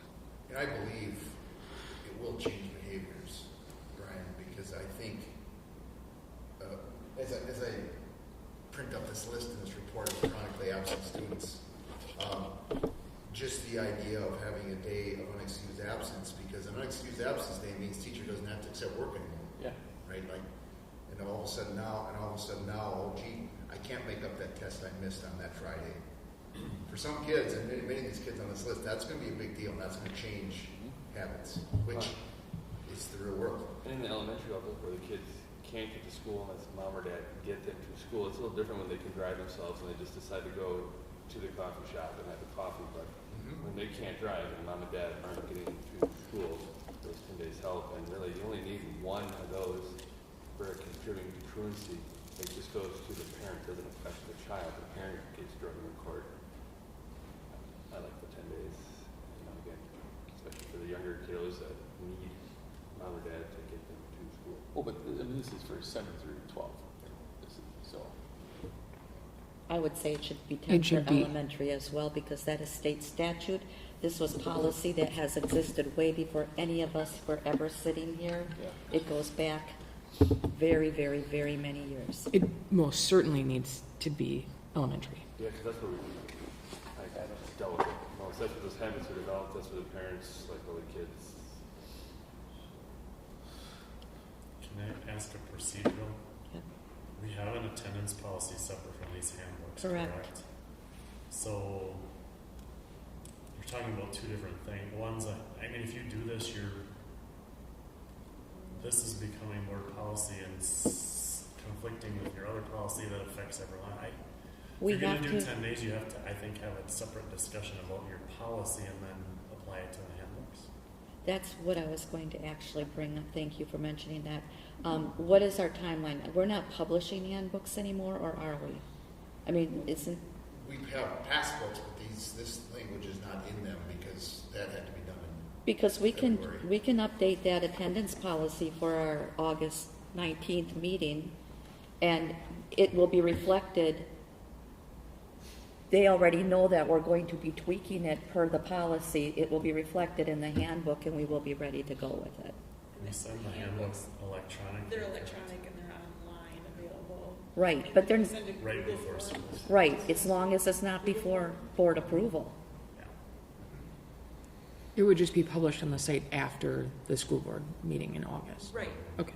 right, as long as, I mean, and then, Yeah, we don't push it out until the end of August anyway. yeah, and then there's just needs to be enough time to like communicate changes to. Yeah. plans, all that Hey, good parents, stuff. that's up. Yeah. This is change. Is But there yeah, any, there's no publishing deadline or anything that has to No, be. no. can we establish first if there's significant opposition to a movement to change policy? I don't believe, well, Was that an agenda item that we should post to the future Yes. meetings, right? We should, I mean, we're having a discussion about the handbook right now, so we can't. well, they would be able to bring their viewpoint in the August meeting if they're opposed to it. Thank you for bringing that up, Mr. Krasinski.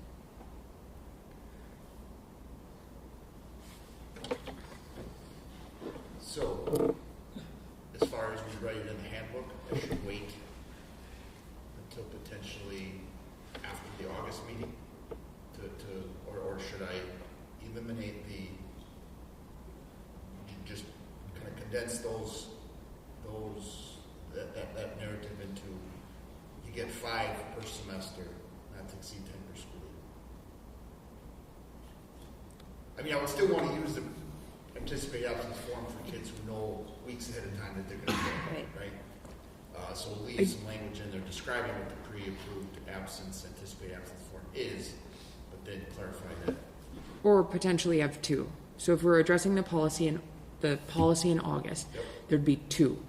I still don't agree with having 2 separate 15 days for pre-approved and 10 for parent excused, right? Like, I still don't agree to 2 paragraphs because from an equity standpoint, I don't think that's appropriate. I think we go with 15 parent excused or 10. Those are the 2 options. Not where you're going, what you're doing. It's one or the other. Because I just don't soapbox. I don't feel like we can separate those that can go on vacation from those that are just excusing their children. But why isn't it just a total of 15? That's what I'm saying. Both, just total. That's it. That's I what mean, I'm saying. pre-approved. It's got to be 15 or 10, one or the other, not a separation between pre-excused and parent excused. But just note, if you go 15, you're not reflecting state law. I was just gonna say We the are same doing thing. local policy. This is where local organization decision would proceed or, supersede Yeah.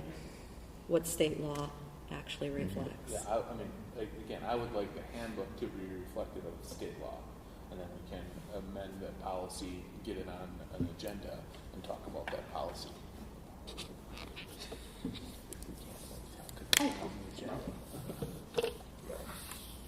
Like, I agree with Stephen. I don't think you want those conflicting.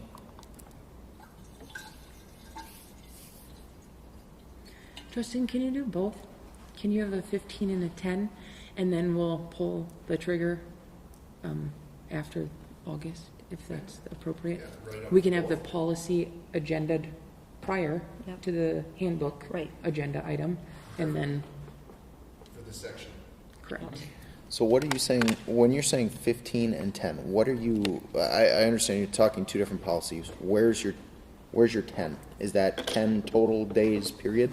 Because in his recommendation, in the student handbook, there's a maximum of 15 days for Yep. pre-approved absences and a maximum of 10 days Yep. for parent excused. Yep, I get that. For a total of 25. If you maxed out both. If you maxed out both. Correct. What are you saying for 10? That no matter if it's pre-approved or parent excused, we either have one paragraph that says 10 days or one paragraph that says 15 days, period. Because the state statute says 10 days absence. And we'd ask if you have anticipated absence to run for. Correct.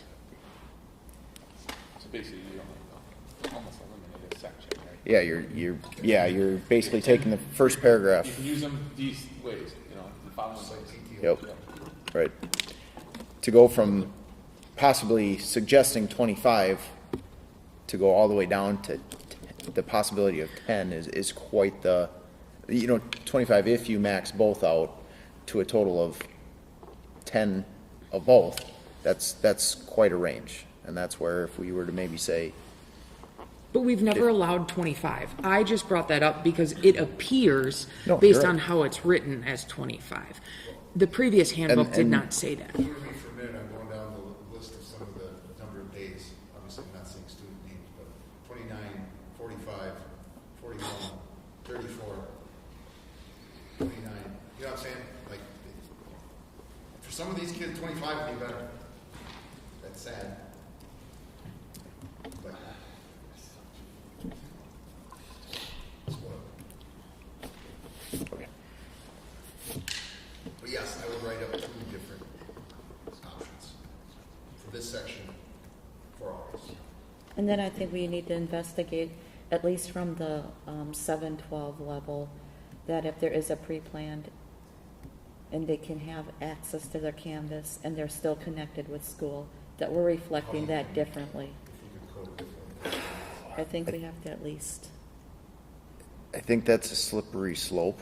You'd have to be very, very specific in that it is pre-planned, pre-approved, out of state something, because then you're gonna start having, you could start having kids say, I feel like staying home today and my parents will give me the pre-planned, or next week, No. I just want to take 2 days off. My parents are gonna give me pre-planned days off. that would not be I acceptable. can access Canvas. That, we can control that with what we would say is acceptable or not acceptable. I'm thinking about the local business owner that whether they agree with us or not, or we agree with them, they're leaving for 4 weeks. They have stayed connected with the school and the teachers, and they're doing their work, and they're maintaining their 3.8 grade point average. I think that should be looked at differently, even if the state doesn't recognize it. And I've got to make one little correction. The state, starting last year, does not take away points for your chronic absenteeism anymore. That has gone away. It is noted, it is published, it is kind of screamed, but it is not a ding on the report card. It's a comparison as to what your school looks as far as engagement and effectiveness. But I think to wrap it up, what we need to do is just, we will bring the policy in attendance. And my recommendation is that we're following state statute. We would look at then how it looks in the 7-12 language as well as the elementary language, which would be much more simple at the elementary, I believe, but have the same for no matter what grade levels you're talking about. And then if there's the pre-planned, that we know what's going on, make sure there's the communication and we understand why what is happening. And there may be a unique situation, I'm just putting it out there, there may be a unique situation where they should be unenrolled because they are not with us for extensive period of time, that they are not connected, they are not our student. We cannot guarantee they're getting their public education, and then they would re-enroll. And I know that seems contradictory, but it's actually the proper way to be handling it. Yeah, from a liability standpoint, for sure. Sorry to hijack your agenda item. That's fine. But you're not talking about the kids that are missing 45 days with that, are you? Like those are just. I'm talking about the kids who, like, a family that goes to Florida because they leave every year. That is what they do. And they're still connected to the school, and they're still doing school. I'm not talking about the parent not getting the kids to school because of whatever reason.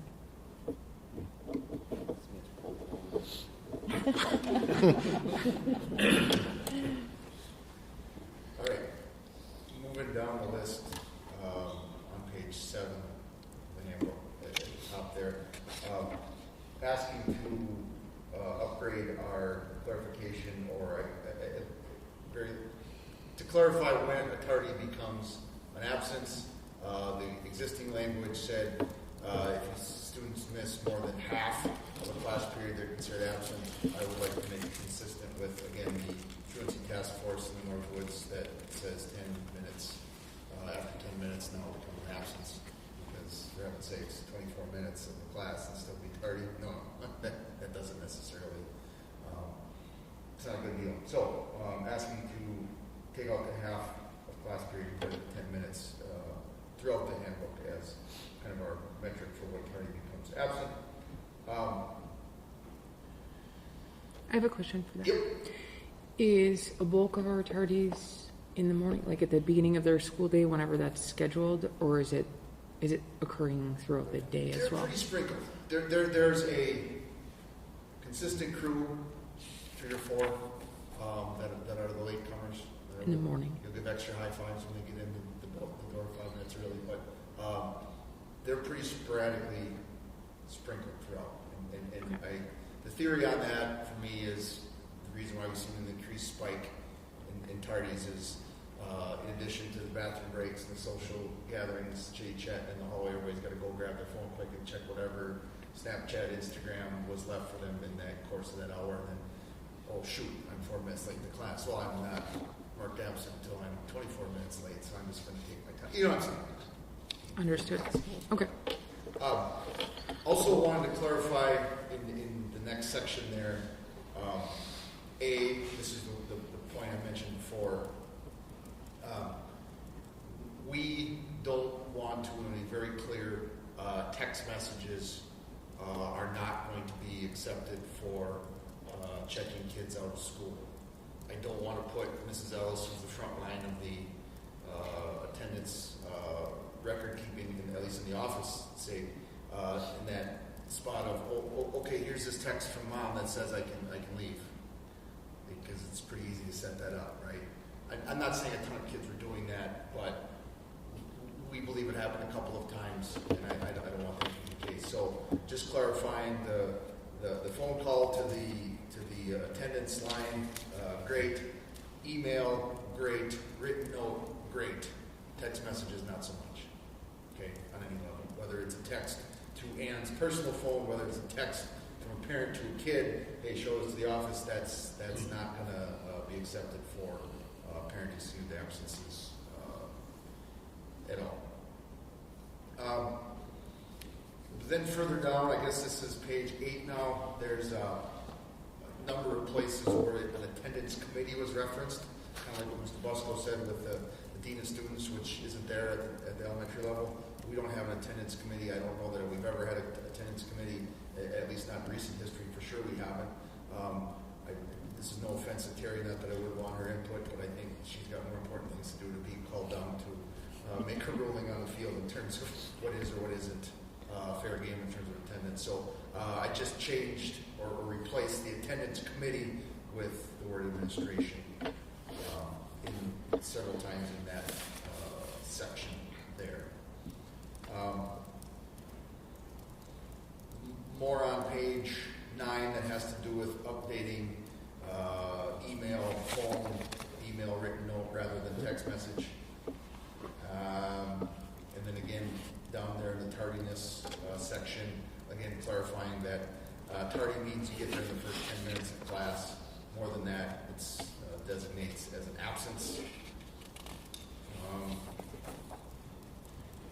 The one section that I think, or I guess maybe I'm being optimistic, will be helpful to curb the tardiness problem, rather than saying at this point in time, which back up to last month, the policy that we put in, that you guys approved, thankfully, appreciate that, gives administration the ability to tweak and go more restrictive on cell phones if need be. All right, so that possibility is always out there. But what I'd like to do before we enact a building-wide, more restrictive policy than what we already have on the books, I would like to utilize, if we have a student who is habitually tardy and gets a tardy referral, one of the intervention in the toolbox being that they lose their electronic device privileges. In 2 instances, that particular consequence is very, very effective. We had it last year for a different offense. Confiscated cell phones, had them check them in the morning, in the office every day, all day. It changed behavior really, really well. So I would say in that section, in that page 10 near the top, I'm asking to put that revocation of personal electronic device privileges in there as one of the go-tos for habitual tardiness, because I clearly believe, because I have eyeballs, that is contributing to some kids getting late to class. And I think that's about it, folks. There's not much. There is an update, thank you very much, Nikki, in the credits section. I believe that's down towards the bottom somewhere. There it is, page 26. Just updating the verbiage in here to reflect the personal finance class being required in the overall credit total. And then, of course, at the end, we made the necessary staff updates and changes reflecting next year's staffing. Also, there's one other thing that I added in, or recommending we add in, under the use or possession of cell phones on page 36. We've always had the exception in there for devices documented necessary for medical reasons or administratively pre-approved with extenuating circumstances.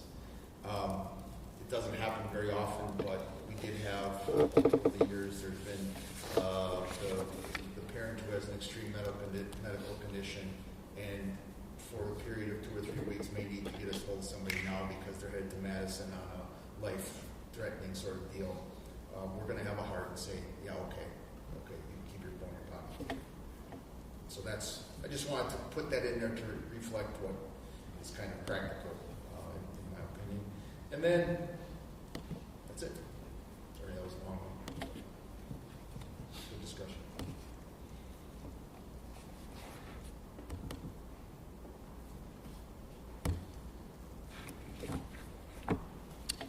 Thank you for the updates. We're comfortable just tabling this for the agenda item for August, so we'll leave it as is. Yeah. Just leave it all totally as is, and then Can we make a motion to approve all sections But- not pertaining to attendance? Yes. that would be fantastic, and we can make the necessary give Jen some time to work her magic on the rest of it. So I'll motion to approve the 7-12 handbook for 2026-2027 school year, with the exception of language referring to attendance. Second. We have a motion by Brian, second by Stacy. All those in favor of the motion signify by stating aye. Aye. Aye. Opposed? None heard. Motion carries. I'd like to make one point. We will bring back the elementary handbook with, the amended section. We'll leave it as your approval is, but it'll be on the agenda again, so we can just take care of it. Mark, Steve, Solar, and reflection. And the language will be the same in both.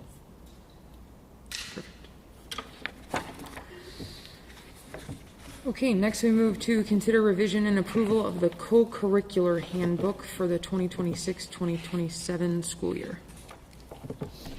So this one, there is no recommendation to change other than the concussion protocol, which is the document for the concussion protocol is in there. That document was provided to us by Aspirus, and consistent with the other high schools in their network. The main thing is, folks, and this was a little bit surprising to me a couple of years ago when I first heard this coming down the pike, but they do not recommend, nor do they any longer require or utilize impact testing, concussion management, or any sort of baseline testing. They don't want it. They don't use it. They told us to take it. The WIA no longer requires it. Districts have been dropping it, and I didn't want to do that until our medical professionals told us that we should do that, and they have. That policy that you see there comes directly from 3 different medical professionals at Aspirus, including the head of the athletic training program. So what that means is every concussion situation is monitored by a medical professional, but there is no longer a need for everyone to be impact tested, which is something that we are a couple of years behind on. The first schools that dumped it years ago dumped it on recommendation of their athletic training professionals, and so that's why you see what you see in front of you, and that's really the only change, is that they no longer use the impact test, so they say you don't need to give it to your kids, please. Justin, does that get removed from the website then? The impact testing part, yes. Okay. Provided this gets approved, obviously, because the WI requires that you have a board policy on concussion management. That's what Aspirus has provided us. But it is the main feature, the main difference is it's minus the impact testing, any mention of impact testing at all. And we're adding volleyball as a sport. Was it in there? Volleyball was not in our co-curricular handbook as listed as one of the sports we offer.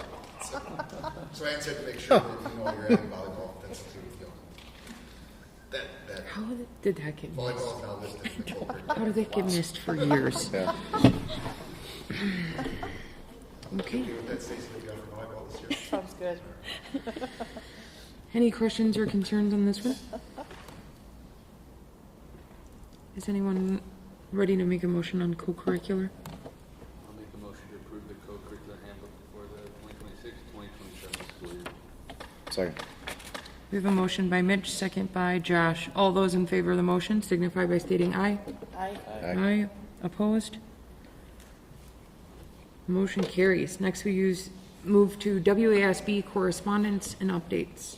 I'm just giving you guys a heads up that the regional meeting is scheduled for October 7th at Norwood Pines in Minocqua. There's also the online workshop that's going to be available as well. October 7th. Oh, hold on, did I read that right? So, yeah. October 7th. Right. Wednesday, it's not a board meeting. Yeah. Yeah, that, I Wow, think. This is the first, I think. Yes. Not a sport night. Right. Okay. Next we move to adjournment. Is anyone willing to make a motion to adjourn? I'll make a motion to adjourn the meeting. Is that Mitch? Motion by Stacy, second by Mitch. All those in favor of the motion signify by stating aye. Aye. Aye. Opposed? Motion carries. Meeting is adjourned, 8:28.